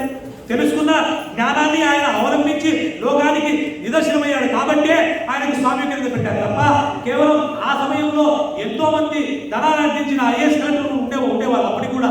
మరి వాళ్ళ పేరు లేవే, చరిత్రలో లేవే. మరి గవర్నమెంట్ ఆఫీసుల్లో ఎందుకు ప్రభుత్వ కార్యాలయంలో ఇప్పటికీ కూడా స్వామి వివేకానంద ఆయన మీరు గమనిస్తే స్వామి వివేకానంద రెండు చేతులు కట్టుకొని తల ఎత్తి ఉంటాడు. ఆ ముఖం వచ్చేసి చూశారా కాంతి ఏ విధంగా ఉంటుందో. భగవద్గీతలో ఉన్న కొన్ని ఆ యొక్క సారాంశాన్ని అవబోషణ పెట్టారు.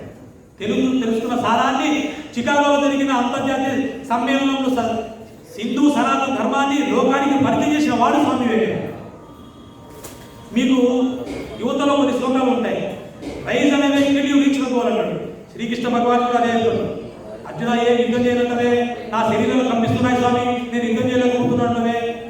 క్లైమ్యమాస్పద మహాపాతాన ఏదతో వర్తించే క్షుద్రం హృదయ దౌర్బల్యం వ్యక్త ఉనిష్టపరతమా, లేచి యుద్ధం చేయయ్యా, ఈ చేతగా నమస్సుతో ఎందుకయ్యా అన్నాడు శ్రీకృష్ణ భగవానుడు. అంటాడు, ఈ చేతగానంతరం ఎందుకయ్యా నీకు యుద్ధం చేయనంటావే, ఎందుకు యుద్ధం చేయనంటావు? లేచి యుద్ధం చేయంటాడు. అదేవిధంగా శ్రీకృష్ణ భగవానుడు ఏ విధంగా చెప్పాడో స్వామి వివేకానంద కూడా రైలు అనే నిర్ణయించుకోవాలి. అది భగవద్గీతలో ఇటువంటి శ్లోకాలు ఎన్నో భగవద్గీతలు ఉన్నాయండి. మీరు పిల్లలకు నేర్పాలి. పిల్లలు వద్దంటారు, పిల్లలే కాదు మన మనసు కూడా. నా మనసు పులకించడం లేదండి భగవద్గీత అవడానికి. నా హృదయం పొంగలేదు, పొంగితేనే నేను జపం చేశా, పొంగితేనే భగవద్గీత అవుతానంటే అది ఎప్పుడు పొంగదరా నాయన. అది పొంగేది బజ్జీల కోసం, అది పొంగేది బాధ కోసం తప్ప మిగతా దానికి పొంగదు. దాన్ని పొంగేది నువ్వు చేసుకోవాలి. చిన్నపిల్లవాడు పాఠశాలకు పోవాలంటే తల్లి కట్టపట్టుకొని పాఠశాలకు వెళ్ళి వాడు ఏడుతున్నప్పటికీ అమ్మ నేను ఉపాధ్యాయులు చెప్తుంది, అమ్మ వీడు అంటే మారదేశాడు కానీ అట్నే కూర్చోబెట్టి చెప్తాడు. అదేవిధంగా మన మనసు కూడా గుడిలోకి రాలేదు. భగవద్గీత మహాసభ జరుగుతుంది. ఈ విధంగా ఇంతమందికి తెలియజేసినప్పటికీ కూడా మన మనసు రాలేదు. రానివ్వండి ఏం చేయాలి? దాన్ని పెట్టబట్టుకుని తీసుకొని రావాలి. అది అదే 7 రోజులు పరమాత్మ యొక్క చింత వెంకటరమణ స్వామి యొక్క దర్శనానికి నువ్వు రోజు తీసుకుని వస్తే 7 రోజుల తర్వాత 6 గంటలకు గంట కొట్టినట్టు నీ మనసు తీసుకుని వస్తుంది. మీరు నేర్పరచాలి, లోకానికి మీరు నేర్పాలి, నీ మనస్సుకు నేర్పాలి. అప్పుడే చూస్తుంది, లేకుంటే రాదు. ఇంకా కృష్ణుడు చెప్తున్నాడంటే అర్జునాన్ని నుంచి నువ్వు లేచి యుద్ధం చేయి. నీ ధర్మం ఏంటి? క్షత్రియ ధర్మం కాబట్టి నీ ధర్మాన్ని చెయ్యి. పరధర్మమైన బ్రాహ్మణుల దగ్గర ఓం శాంతి అనకూడదు. బ్రాహ్మణులు పౌరోహిత్యం చేయాలి, పురం యొక్క హితం కోరుతారు. కాబట్టి వాళ్ళు సనాతన ధర్మానికి చరిత్రకు జీవనమైన జీవనాడి అయిన ఈ యొక్క దేవాలయంలో వాళ్ళు అర్చకత్వం చేసి లోకానికి అందరికీ మేలు చేకూరుస్తుంటారు. వాళ్ళలాగా నువ్వు మిలిటరీ పాకిస్తాన్ బార్డర్లో వెళ్ళి వాడు పాకిస్తాన్ వాడు తుపాకులు పట్టుకొని, చైనా వాడు తుపాకులు పట్టి అస్సాంను ఇటు మన దేశ బాటలో ఎదురవుతుంటే నువ్వు ఓం శాంతి అంటే ఎట్లా? వాడు పూమాల చూపాడా, నువ్వు కూడా పూమాల చూపించు. వాడు తుపాకీ చూపించాడా, నువ్వు కూడా తుపాకీ చూపించు. ఎందుకంటే వాడికి వేరే భాష అర్థం కాదు. దుర్యోధనుడు నీకు రాజ్యం ఇచ్చిండా, త్యజించేసే వదిలిపెట్టు. రాముడు కూడా చెప్తాడు.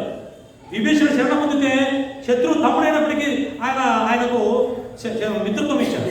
రావణాసురుడు అదే విధంగా యుద్ధం చేయనప్పుడు రావణుడు చెప్తాడు, రావణాసుడా నువ్వు తెలియక తప్పు చేసి ఉండొచ్చు. ఒకవేళ నువ్వు శరణాగతి పొందితే నీ బిడ్డలు నీ బంధు బలగం బతుకుతుంది. ఇప్పటికైనా తప్పు తెలుసుకుని శరణాగతి పొందాడు. అందుకే నేను కూడా పడిపోయాడు. మనం నేర్పుతుందండి భగవద్గీత, రామాయణ, మహాభారత, భాగవత గ్రంథాలు మనం తెలుసుకోవాలి.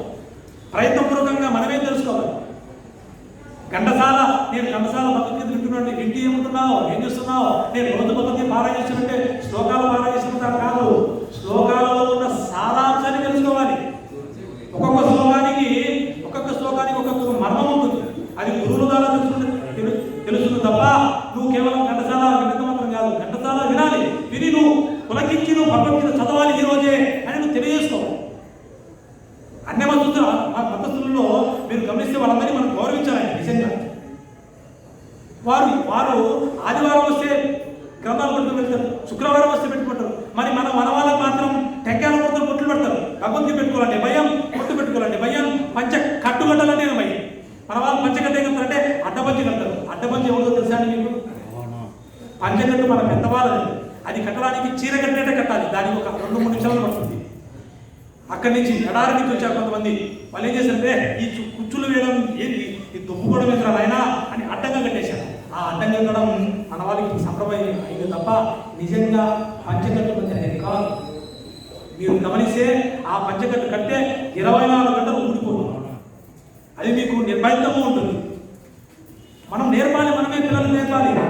మీరు పెళ్ళికి ఎక్కడికి వెళ్తే పంచకట్టు వస్తా పెద్దయ్యాలంటే నాకు రాదు ఎందుకు రాదు? తను కట్టే కదా ముందు, తను కట్టింటే పిలవలేదు. అదేవిధంగా నీకు తెలుసా ఈ భగవద్గీత శ్లోకం అంటే నాకు తెలియదు కానీ నేను ఘంటసాల గారి విన్నాను కానీ నేను నేర్చుకోలేదా అంటున్నాడు.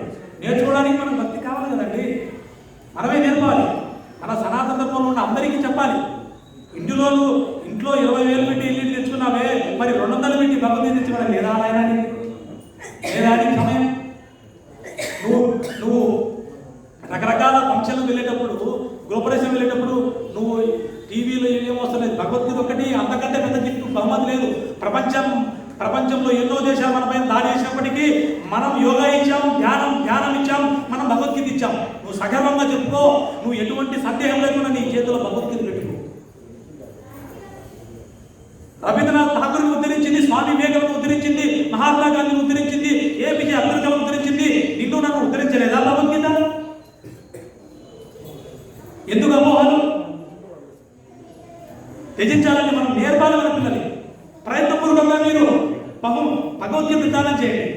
కొన్ని కోట్ల ధనాన్ని మీరు దానం చేసినట్టే మీరు గుర్తుపెట్టుకోండి. ఎందుకంటే అది ఉపనిషత్, సర్వోపనిషదో గావో దోగ్ధ గోపాల నందన అంటే సర్వ ఉపనిషత్తులు గోరూపంలో ఉంటే దోగ్ధ గోపాల నందన అంటే శంకరాచార్య. దోగ్ధ అంటే ఆ యొక్క గోపాలనందనుడు అంటే ఆ ఆవు నుంచి పాలు పితుకుతాం కదా, ఆ ఆవు నుంచి పితికేవాడు అంటే శ్రీకృష్ణ పరమాత్మ. మరి ఆవును పితకాలంటే ఆవును పాలు పితకాలని ఏం చేయాలి? దూడను వదలాలి. దూడ ఎవరికి కదా? పార్థోవత్సః.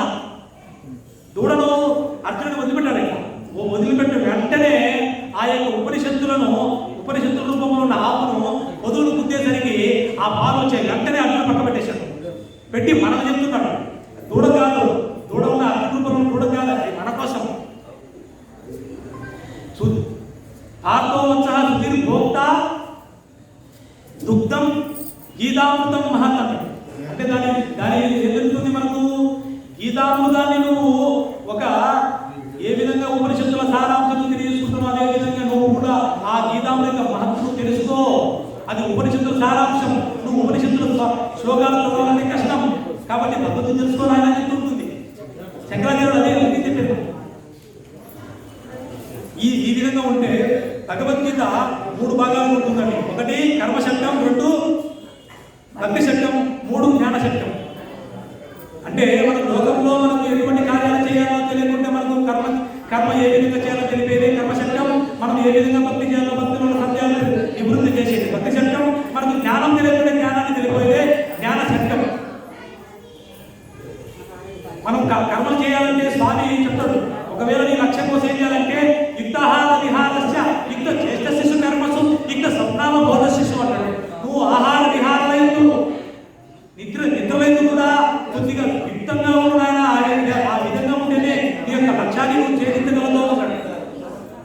ఇంకా ఏం చెప్తాడంటే శ్రీకృష్ణ భగవానుడు భోక్తారం యజ్ఞ తపసా సర్వలోక మహేశ్వరం సుహృదం సర్వభూతానాం వ్యాప్త మాం శాంతి గచ్చతి అన్నాడు. అంటే నువ్వు చేసే ప్రతి ఒక్క పనులన్నిటికీ యజ్ఞకర్త శ్రీకృష్ణ భగవానుడే, శ్రీమన్నారాయణుడే. వాటి నువ్వు చేసే ప్రతి ఒక్క కర్మ ఫల త్యాగాన్ని ఎవరికి అర్పించాలంటే పరమేశ్వరుడైన పరమాత్ముడైన భగవానుడికి. ఆ విధంగా అర్పించడం ద్వారా నీకు శాంతి పొందుతూ ఉంటాడు.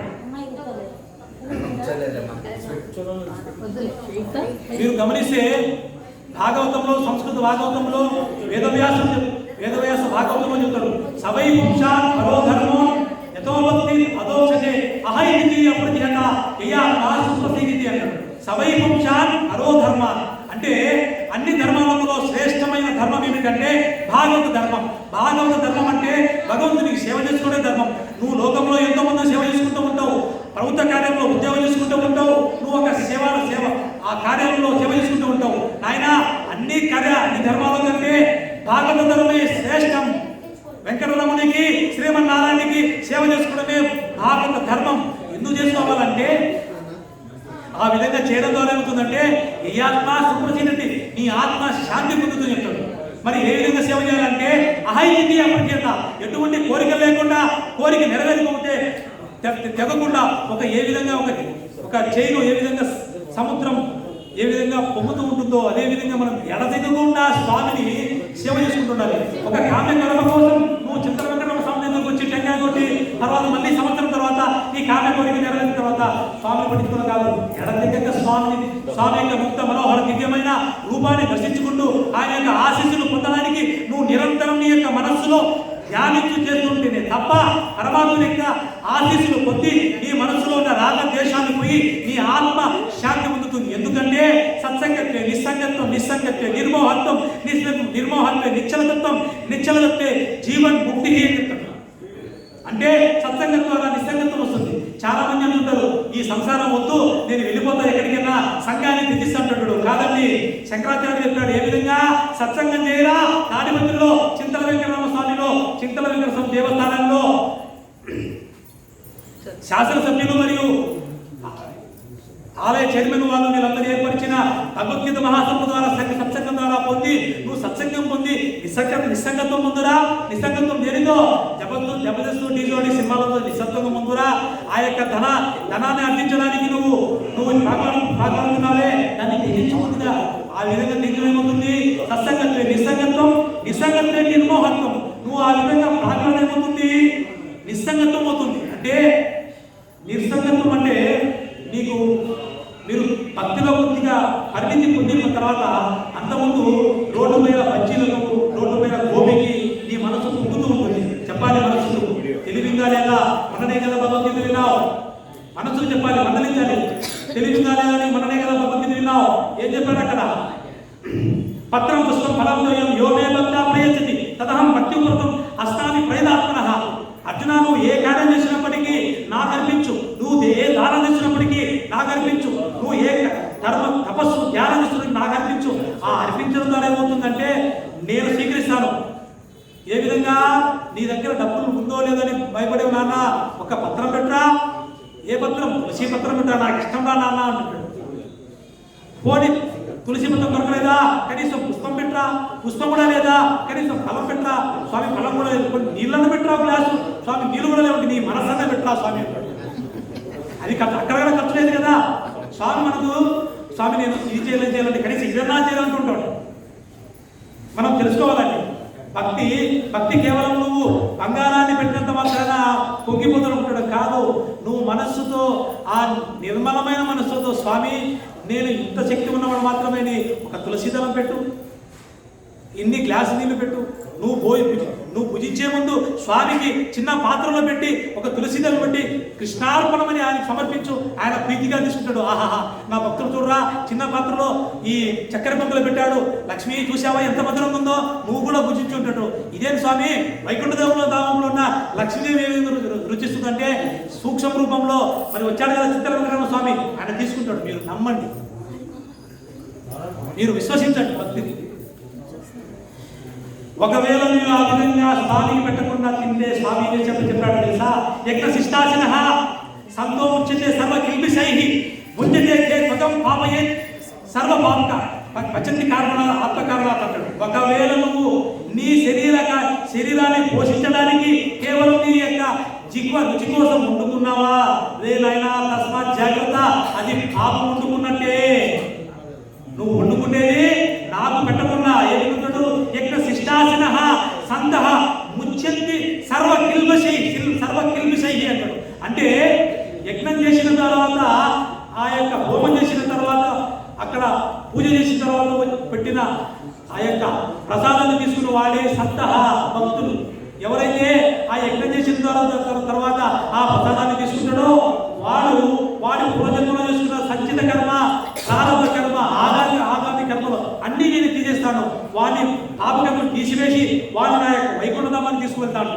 ఒకవేళ నువ్వు లెక్క చేయకోకుండా నాకు పెట్టకుండా తిన్నావా, ఉంజతే తే త్వగం పాపయే పచంత్యాత్మ కారణ, నీ శరీర ఉదరపోషణకు తీసుకున్నావా, అది నువ్వు పాపం వండుకుంటే నాయన, అందుకే నీకు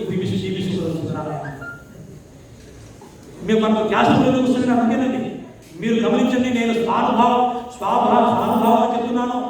పరమాత్మని అనుగ్రహం ద్వారా బయట తినకుండా ఉంటే, పరమాత్మ అనుగ్రహం ద్వారా మీరు కేవలం పరమాత్మని నివేదించిన ప్రసాదం తీసుకుంటే మీకు ఎటువంటి గ్యాస్ అవసరం లేదు, మీరు మంత్ర సత్యాన్ని ప్రకృతిలో అవసరం లేదు, మీరు ఎటువంటి జ్యూస్ ఉండాలో అవసరం లేదు. మీరు నమ్మండి, విశ్వసించండి. ఎందుకంటే పరమాత్మని యొక్క ప్రసాదం నివేదించిన తర్వాత దాంట్లో ఉన్న రజోగుణం వెళ్ళిపోతుంది. నువ్వు ఎందుకంటే పరమాత్మనికి ప్రసాదం తీసుకున్న తర్వాత నీ యొక్క మనసు శుద్ధి అవుతుంది. మీరు నమ్మండి, విశ్వసించండి. ఒకవేళ నీకు బీపీ షుగరు, ఒకవేళ నీకు గ్యాస్ ట్రబుల్ వచ్చిందా, అది చింతల వెంకటరామ స్వామిదే. స్వామి నీకే కదా నేను పెట్టింది, మరి నాకు అనారోగ్యం ఎందుకు ఇచ్చావు, నువ్వు అడుగుమని స్వామిని వచ్చి. ఓహో నీకు వచ్చింది అనారోగ్యం, సరే నేను చెప్తానులే చేసి నీకు అనారోగ్యం లేకుండా చేస్తుంటాడు. మీరు నమ్మండి, నేను ఎటువంటి మంత్ర సత్యం చేయడం లేదు, ఎటువంటి మేము డైట్లు చేయం. ఇక్కడ లోపల ఉన్న అర్చకత్వం వారు కూడా ఆనందంగా ఉంటారు. ఎందుకంటే వారు పరమాత్మ నివేదించిన ప్రసాదం తీసుకుంటారు తప్ప వారి కోసం వండుకోరు. మీ ఇంట్లో భర్తను వండుకుంటారు, ఆయన భర్తను వండుతారు. ఏమండి ఈరోజు ఏం చేయాలంటున్నారు, కాదండి తిప్పండి దాన్ని, ఏం చేయాలి, ఏమండి స్వామికి ఎటువంటి ప్రసాదం ఇస్తే బాగుంటుంది, ఈరోజు పాయసంలో జీడిపప్పు పాలు వేస్తే బాగుంటుందా, స్వామికి ఆ యొక్క పచ్చిమిర్చి బజ్జీలు వేస్తే పాపం కారం కదా, ఆలుగడ్డతో బజ్జీలే సమాబాగుంటుంది స్వామికి, ఇది తిప్పండి. అదే భక్తి అండి, అదే భక్తి. మీరు ఎక్కడో వెళ్ళి వైకుంఠధామం అవసరం లేదు, ఇక్కడే స్వామికి ఇంట్లో పెట్టండి, అదే భక్తి. నువ్వు పత్రం పుష్పం ఫలంతోయం యోమే భక్త్యాపయతి తదహం భక్తి ఉపహృతం అష్టామి ప్రయదాత్మనః అంటాడు. ఎక్కడోచిత స్నాసి యజ్జుఘోషి తదాస్య యత్ తపస్సి కౌంతేయ తత్ పురుషమర్పణం అంటాడు. నువ్వు చేసే ప్రతి ఒక్క కార్యము నా కోసం అనిపించొచ్చునా, నువ్వు పట్టం పుష్పం ఫలంతో యోమే భక్తి, నువ్వు భక్తితో అర్పించున్నా ఆయన నేను తీసుకున్నాను చాలండి. నువ్వు ఆ విధంగా అర్పించడం ద్వారా నువ్వు అర్పించడం ద్వారా స్వామిని చూస్తూ ఉంటాడు. ఒకవేళ మీరు గమనించండి, ప్రతిరోజు ఆ విధంగా చేస్తూ ఉంటే కొన్ని అనివార్య కారణాలు స్వామి దగ్గరికి పోకుండా ఉంటే స్వామి అలిగి ఉంటాడు. స్వామి గుడ్డముద్దు పెట్టి నన్ను చిన్నపిల్లవాడికి నువ్వు భోజనం కట్టకపోతే ఏ విధంగా అలిగి ఉంటాడో స్వామి కూడా అలిగి ఉంటాడు. ఓహో స్వామి అడుగుతున్నావా, నువ్వు వచ్చి ఆయన శుభ్రపరిచి ఇంత కొద్ది చిన్న పాత్రలో ఆయన ప్రసాదం పెట్టి తులసిదలం పెట్టి ఆయనకు నైవేద్యాలు అర్పించారా, ఆనందంగా తీసుకుంటాడు. ఇదేనండి భక్తి, ఇంతకంటే ఏం లేదు. స్వామి మనకు ఆయన భగవద్గీత 18 మనకి ఇదే నేర్పింది. నువ్వు చేసే ప్రతి కర్మ నాకు అర్పించు, నువ్వు చేసే ప్రతి కర్మ ఫలత్యాగం నా కోసం అర్పించు అర్జున, నీకు ఆ విధంగా వాటి యొక్క పోషణ కూడా ఇస్తుంటాడు. ఏ విధంగా సుభాషిత ఫల ఏదో మోక్షసే కర్మ బంధనే సన్యాస యోగి విత్తాత్మ విముక్తే మా వైశేషి అంటాడు. అర్జున నువ్వు ఆ విధంగా నువ్వు ఏ కర్మలన్నీ నువ్వు ఆ విధంగా త్యజించి నా కోసం చేస్తున్నామో, ఒక సన్యాసి ఏ విధంగా యోగ మార్గంలో ఉంటాడో అదే విధంగా నీకు కూడా నేను కర్మబంధం లేకుండా వైద్యుడు. అందుకు మీరేం చేయాలంటే మన్మనాభవంతులతో మధ్యాహ్ని మా మనస్సులు నామే శశిక్రమాత్మానం అక్కడాయన. మరి ఏం చేయాలి? మన్మనాభవంతులతో స్వామికి నమస్కరించాలి, స్వామికి భక్తులు కావాలి, స్వామికి పూజ చేయాలి, స్వామికి కీర్తన చేయాలి. ఈ చేయాలి మన్మనాభవంతులతో మధ్యాహ్ని మా మనస్సులు నామే శశిక్రమాత్మాన. ఆ విధంగా చేయడం ద్వారా నువ్వు నన్ను చేరుకున్నాయా. ఇంకా ఎప్పుడంటే ఆ విధంగా చేయడం ఏమొస్తుందంటే మచ్చితామంత పురాణ బోధయంత వస్త్రం కవయంత మా విద్య పుష్యంతించ. మీరు భగవద్గీత వింటూ ఉంటే మీ మనస్సు పొందుతుందా, మీ మనస్సు నమిస్తుందా, మీ మనస్సు సంతోషం పొందుతుందా? అదేవిధంగా నిత్యం మీరు భగవద్గీత భాగవతం ఒకరికొకరు చెప్పుకోవడం ద్వారా, భక్తులు చెప్పుకోవడం ద్వారా మీ మనస్సు దుష్యంతించడం. మీరు ఇతరులను తిట్టడం ద్వారా ఏమి కాదండి, మీకు క్రోధం ద్వేషం తప్ప. అదే స్వామి యొక్క శ్రీ చెప్పాలి. చూసామా సుఖారావు నేను పోతన భాగవతంలో కొన్ని శ్లోకాలు చదివాడు. ఎంత అద్భుతంగా ఉంది. ఆహా, పోతన ఏం చెప్తాడు? శ్రీ కైవల్య పదం చేరుటకునై చింతించదన్ లోక రక్షైకారంబకు భక్తపాలన కళా సంభ్రమకు దానగోత్రేక స్తంభకు కేలిలోల చిత్రుచ్చాల సంభూత నానా కజ్జాల భవాంత కుంభకు మహానందాంగనానందకు. ఎంత అద్భుతం. చాలా నేను పోతన చదువుతుంటే ఎంత బాగుంది. చూసామంటే ఆ నేను చదివాను రామయ్య, చాలా అద్భుతంగా ఉంది అంటాడు. అంటే ఆ శ్లోకాలు చెప్పుకునే ముందు నీ మనసు పొందుతుందా? అదే నువ్వు ఒక ఎమ్మెల్యేని ఒక మిగతా వాళ్ళు చెప్పుకోవడం ఏమవుతుంది?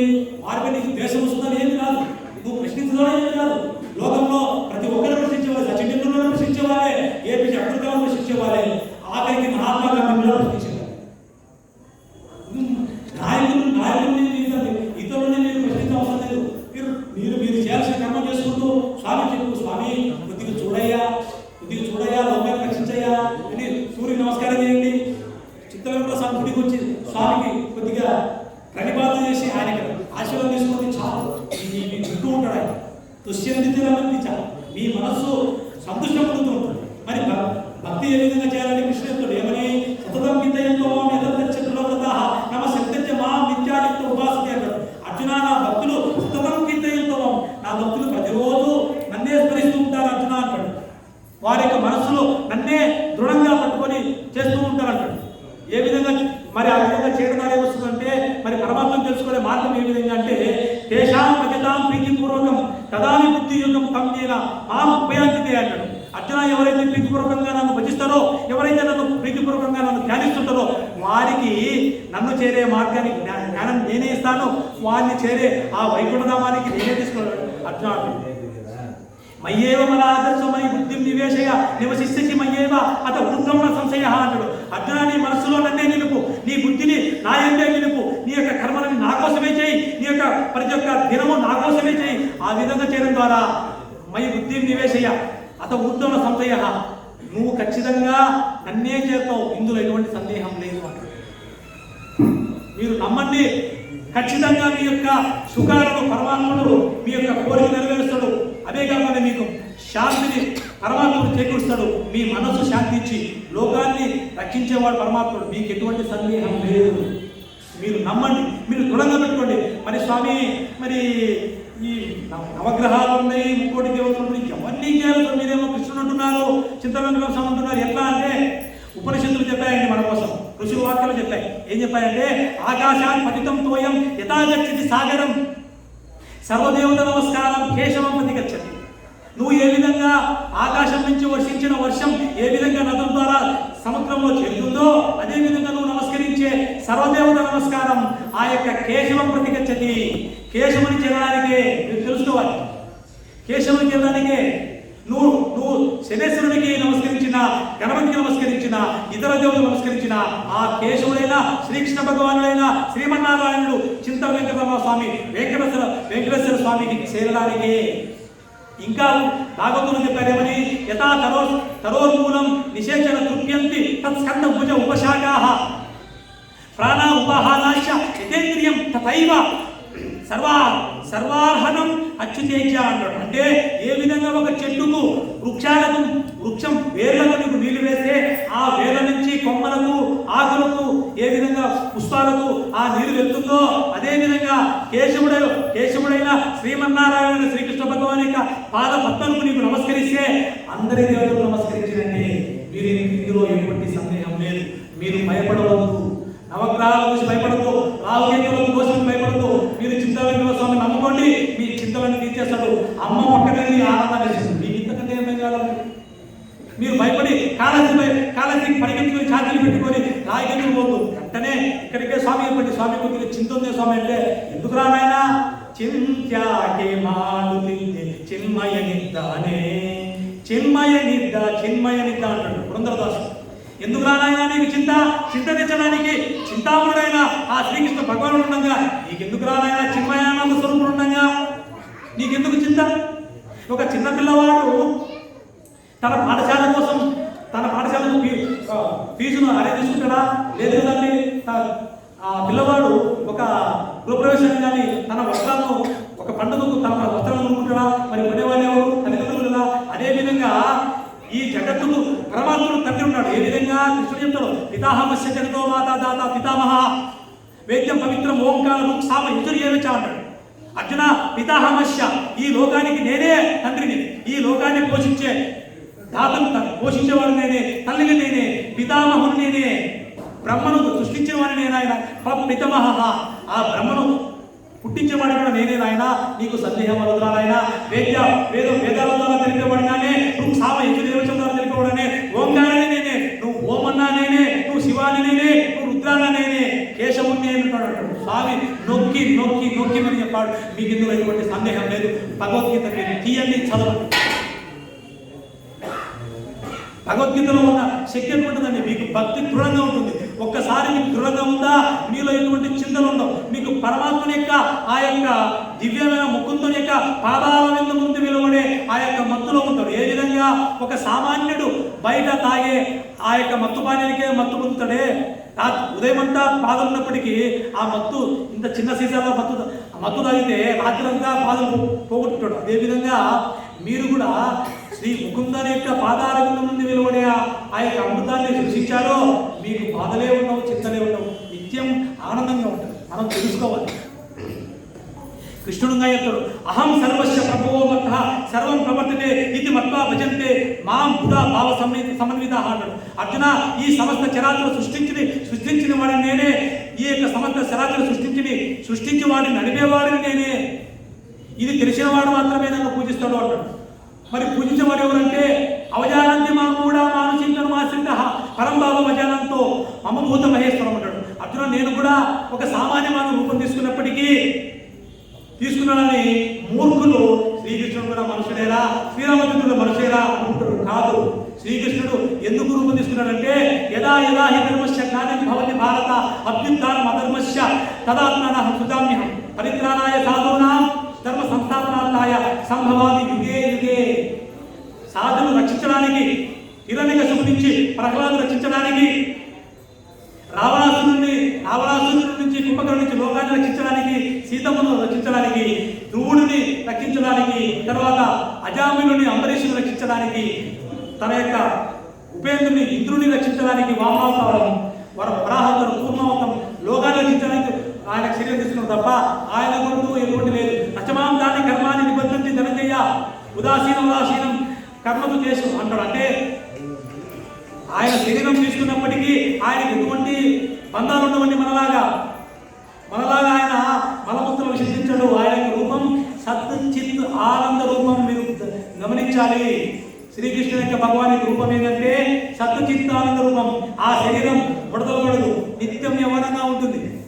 మీరు తెలుసుకోవాలి. మనలాగా కర్మాలకు అంటుపడేవారు కాదు. గోపికలను ఉద్ధరించడానికి వాళ్ళు వైరాగ్యం ఉన్నవారు.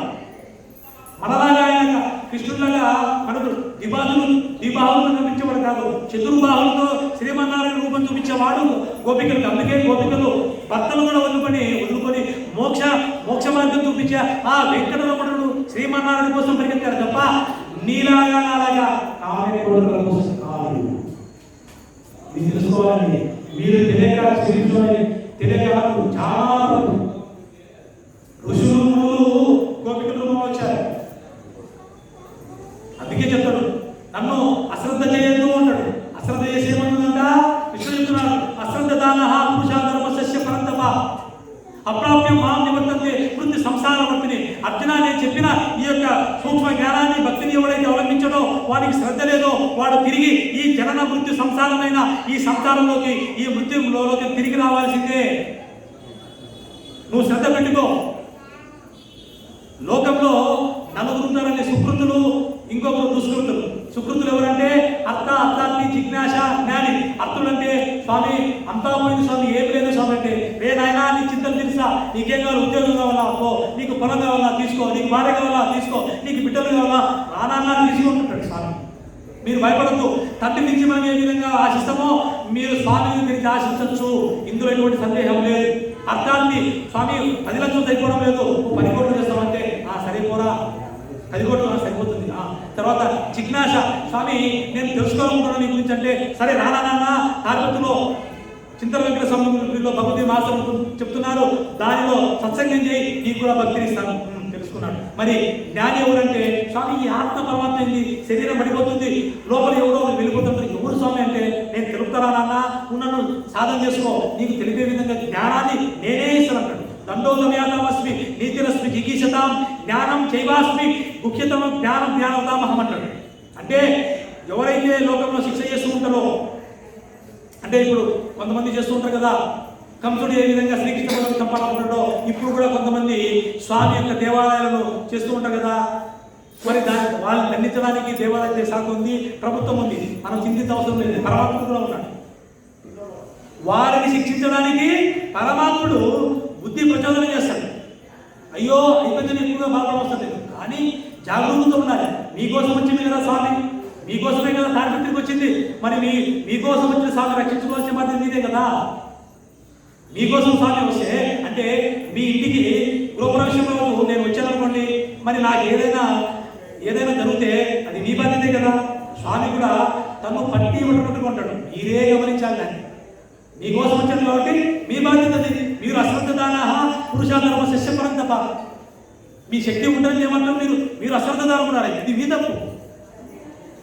కంసుడు కూడా ఉన్నాడు శ్రీకృష్ణుడు చెప్పడానికి, రావణాసుని భక్తులు కూడా ఉన్నారు, కిరణాక్షుడు రూపంలో కూడా ఉన్నారు. ఇప్పుడు కూడా కంసునికి బంధువులు ఉంటారు, రావణాసుని బంధువులు ఉంటారు. కానీ నువ్వు శ్రీకృష్ణ భక్తుడివా, నువ్వు కంసుని బంధువా శ్రీకృష్ణ బంధువుడివా తెలుసుకో. నువ్వు శ్రీకృష్ణ బంధువు అయితేనే తప్ప కంసుని బంధువులు హెచ్చరించడం ఉంటుంది తప్ప, నువ్వు శ్రీకృష్ణ బంధువు కావాలన్నప్పుడు నువ్వు ఏ విధంగా కంస బంధువుని ఎదుర్కొంటావు? అర్థమవుతుందా మీ భాష? అర్థమవుతుంది కదండి. భక్తి దృఢంగా ఉండాలి. ఏ విధంగా అంటే, నీ భార్య కోసం పట్టు వస్త్రాలు బంగారు నీ బిడ్డల కోసం తీసుకొస్తే, మరి నీ పూజామందిరంలో ఉన్న స్వామి కోసం ఇంత పట్టు ఒక బుద్ధబలు పెట్టి తెచ్చేవా? భార్య వినిపించడానికి రకరకాల పొలాలు పంటలు కాళ్ళు తీసుకొస్తుంది, మరి స్వామి కోసం ఇంత సింహాసనం పెట్టావా, వెండి సింహాసనం? ప్రియురాలని ప్రేమించడానికి, ప్రేమలో పడడానికి రకరకాల దుస్తుల నుంచి రకరకాల పనులు తీస్తుంది, మరి స్వామి కోసం కీర్తన చేసావా? ఏ రోజున కీర్తన చేసావా? ఏ రోజు కీర్తన చేసావా? అల్లి నోడలు రామ ఇల్లి నోడలు రామ ఎల్లెల్లి నోడలు అల్లి శ్రీరామచంద్ర. పురంధరదాసు అల్లి శ్రీరామచంద్రుడే, అక్కడ కూడా అల్లి అంటే అక్కడ శ్రీరామచంద్రుడే, ఇక్కడ శ్రీరామచంద్రుడే, ఎక్కడ చూసినా శ్రీరామచంద్రుడే. మీరు గుడిలో ఏదైనా జరిగినంత మాత్రం మీరు బాధపడద్దు. ఏ నాయనా, గుడిలో గదులు ఉండేది అహం సర్వస్య ప్రభోహమంత, నేను అహమాన్నా కూడా చేసా సర్వభూత ఆశ్రయస్థిత అంటాడు. నేను అంతలెక్కన ఉన్నాను అర్జున, నువ్వు తెలుసుకో. నీ గుడాకేశ నీ అంతరంగంలో కూడా ఉన్నా, గుడిలోని కదానైనా నేను అందరి యొక్క మానసిక శరీరంలో ఆ మందిరాల లోపంలోనే ఉన్నాను, నువ్వు గుర్తించు అంటాడు. అది గుర్తించాలండి మనం, అది గుర్తించాలి, మనం తెలుసుకోవాలి.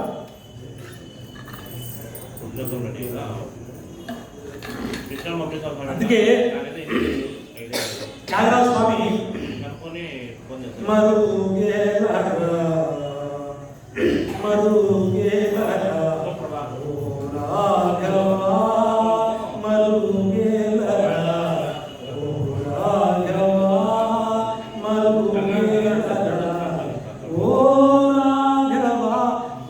స్వామి అంటే మరుగులంటే మరుగు కాదండి.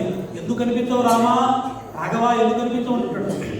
అన్నీ నీవనోచు అంతరంగమున, అన్నీ నీవనోచు అంతరంగమున, ఇన్నకావికి తెలుసుకుంటినయ్యా, నిన్నే గానమదిని ఎన్నజాల నొరులా నను గోమయ్యా, త్యాగరాజనుత మరుగెలగా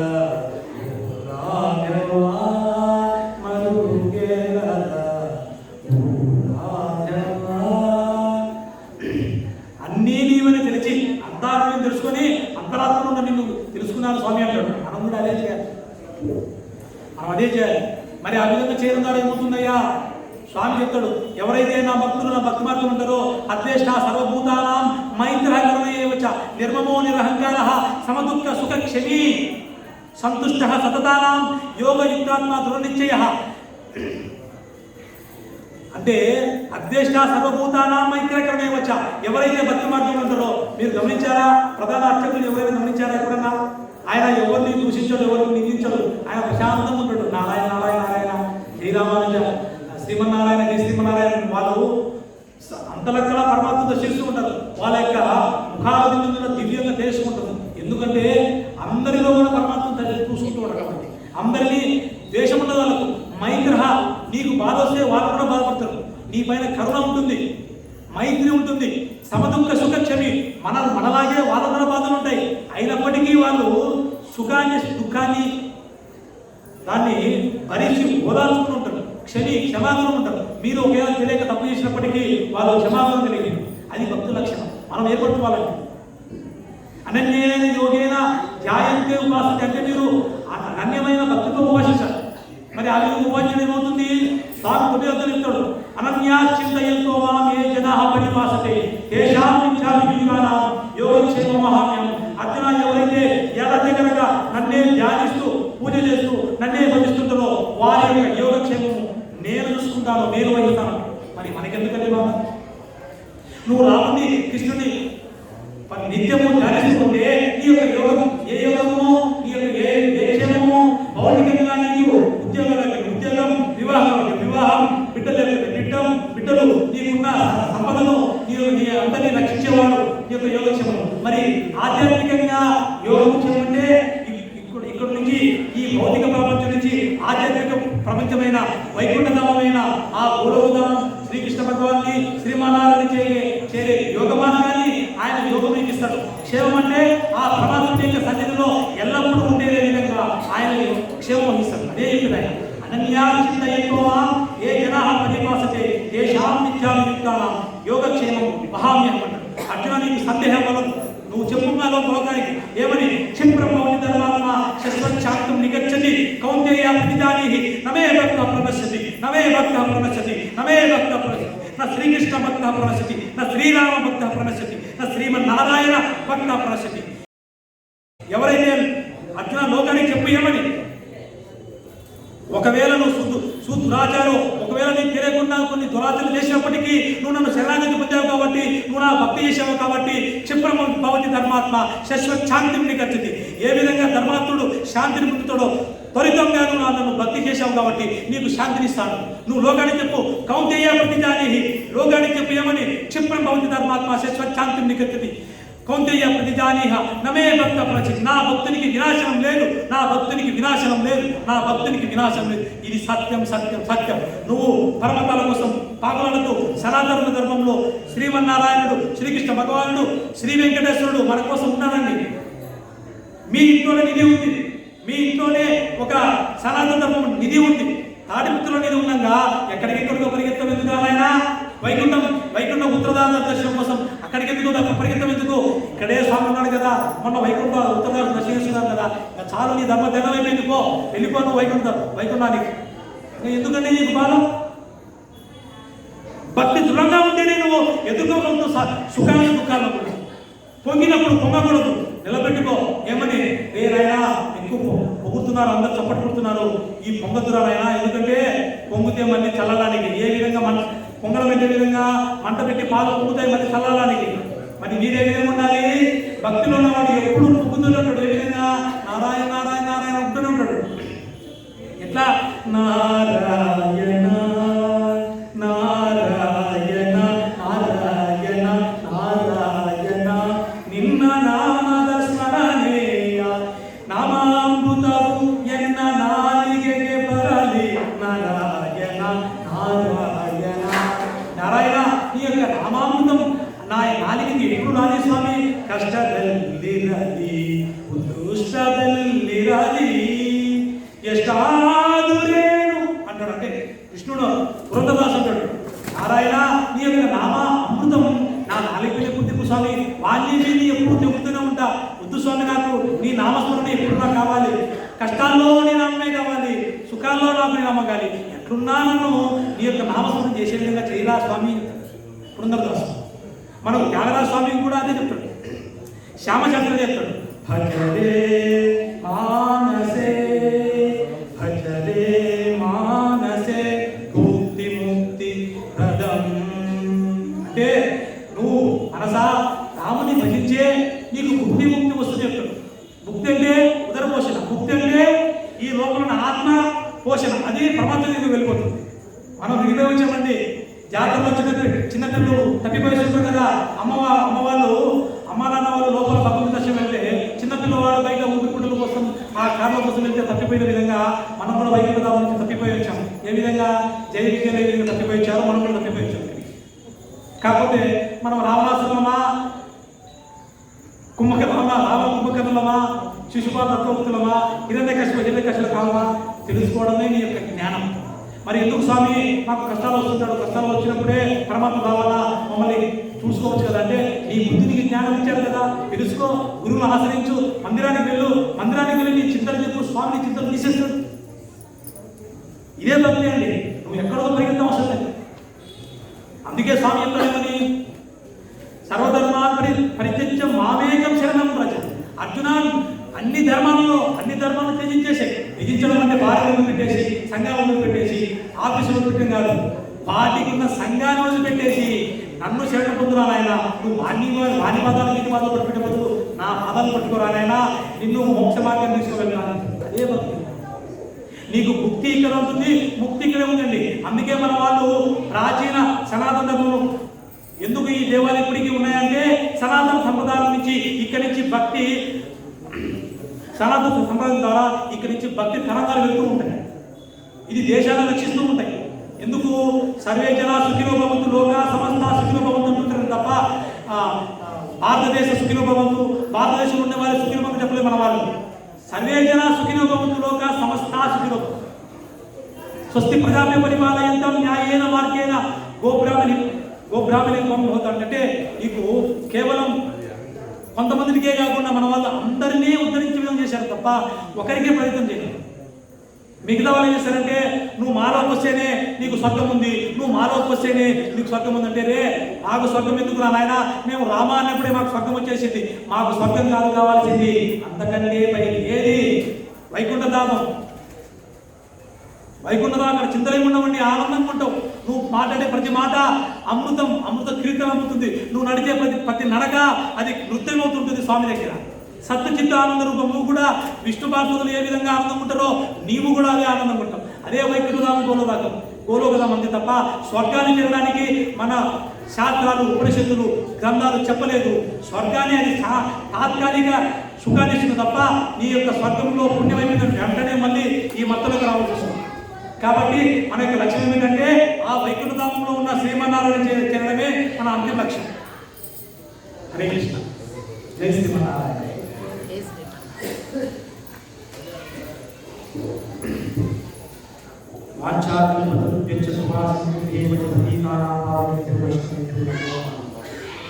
కాయేన వాచా మనసేంద్రియ స్వస్తి ప్రజాభ్య పరిపాలయంతం న్యాయేన మార్గేణ మహిషా గోబ్రాహ్మణేభ్యః శుభం భవతు లోకా సమస్తాః అవకాశం ఇచ్చిన ఆలయ అర్చకులు మరియు ప్రెసిడెంట్ నాగేశ్వర గారికి మరియు పెద్దలని గారికి అందరికీ నా యొక్క కృతజ్ఞతలు.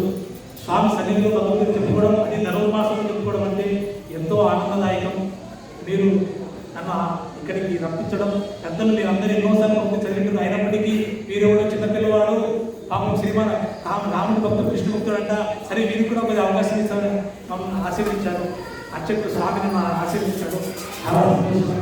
స్వామి ఆశీస్సులు వినాలని సామాన్య మానవునికి భగవద్గీత ద్వారా సామాన్య మానవులు భక్తి దృఢంగా ఉండే విధంగా చేయడానికి, లోకంలో ఉన్న అనుమానాలు తొలగించి అపోహలు తొలగించి వారిలో భక్తి ఏర్పరిచి ఆ భక్తి ద్వారా ముక్తి మరియు ముక్తి ఏర్పరచడానికి చేయడమే ఈ యొక్క చిన్న ప్రయత్నం. హరే కృష్ణ.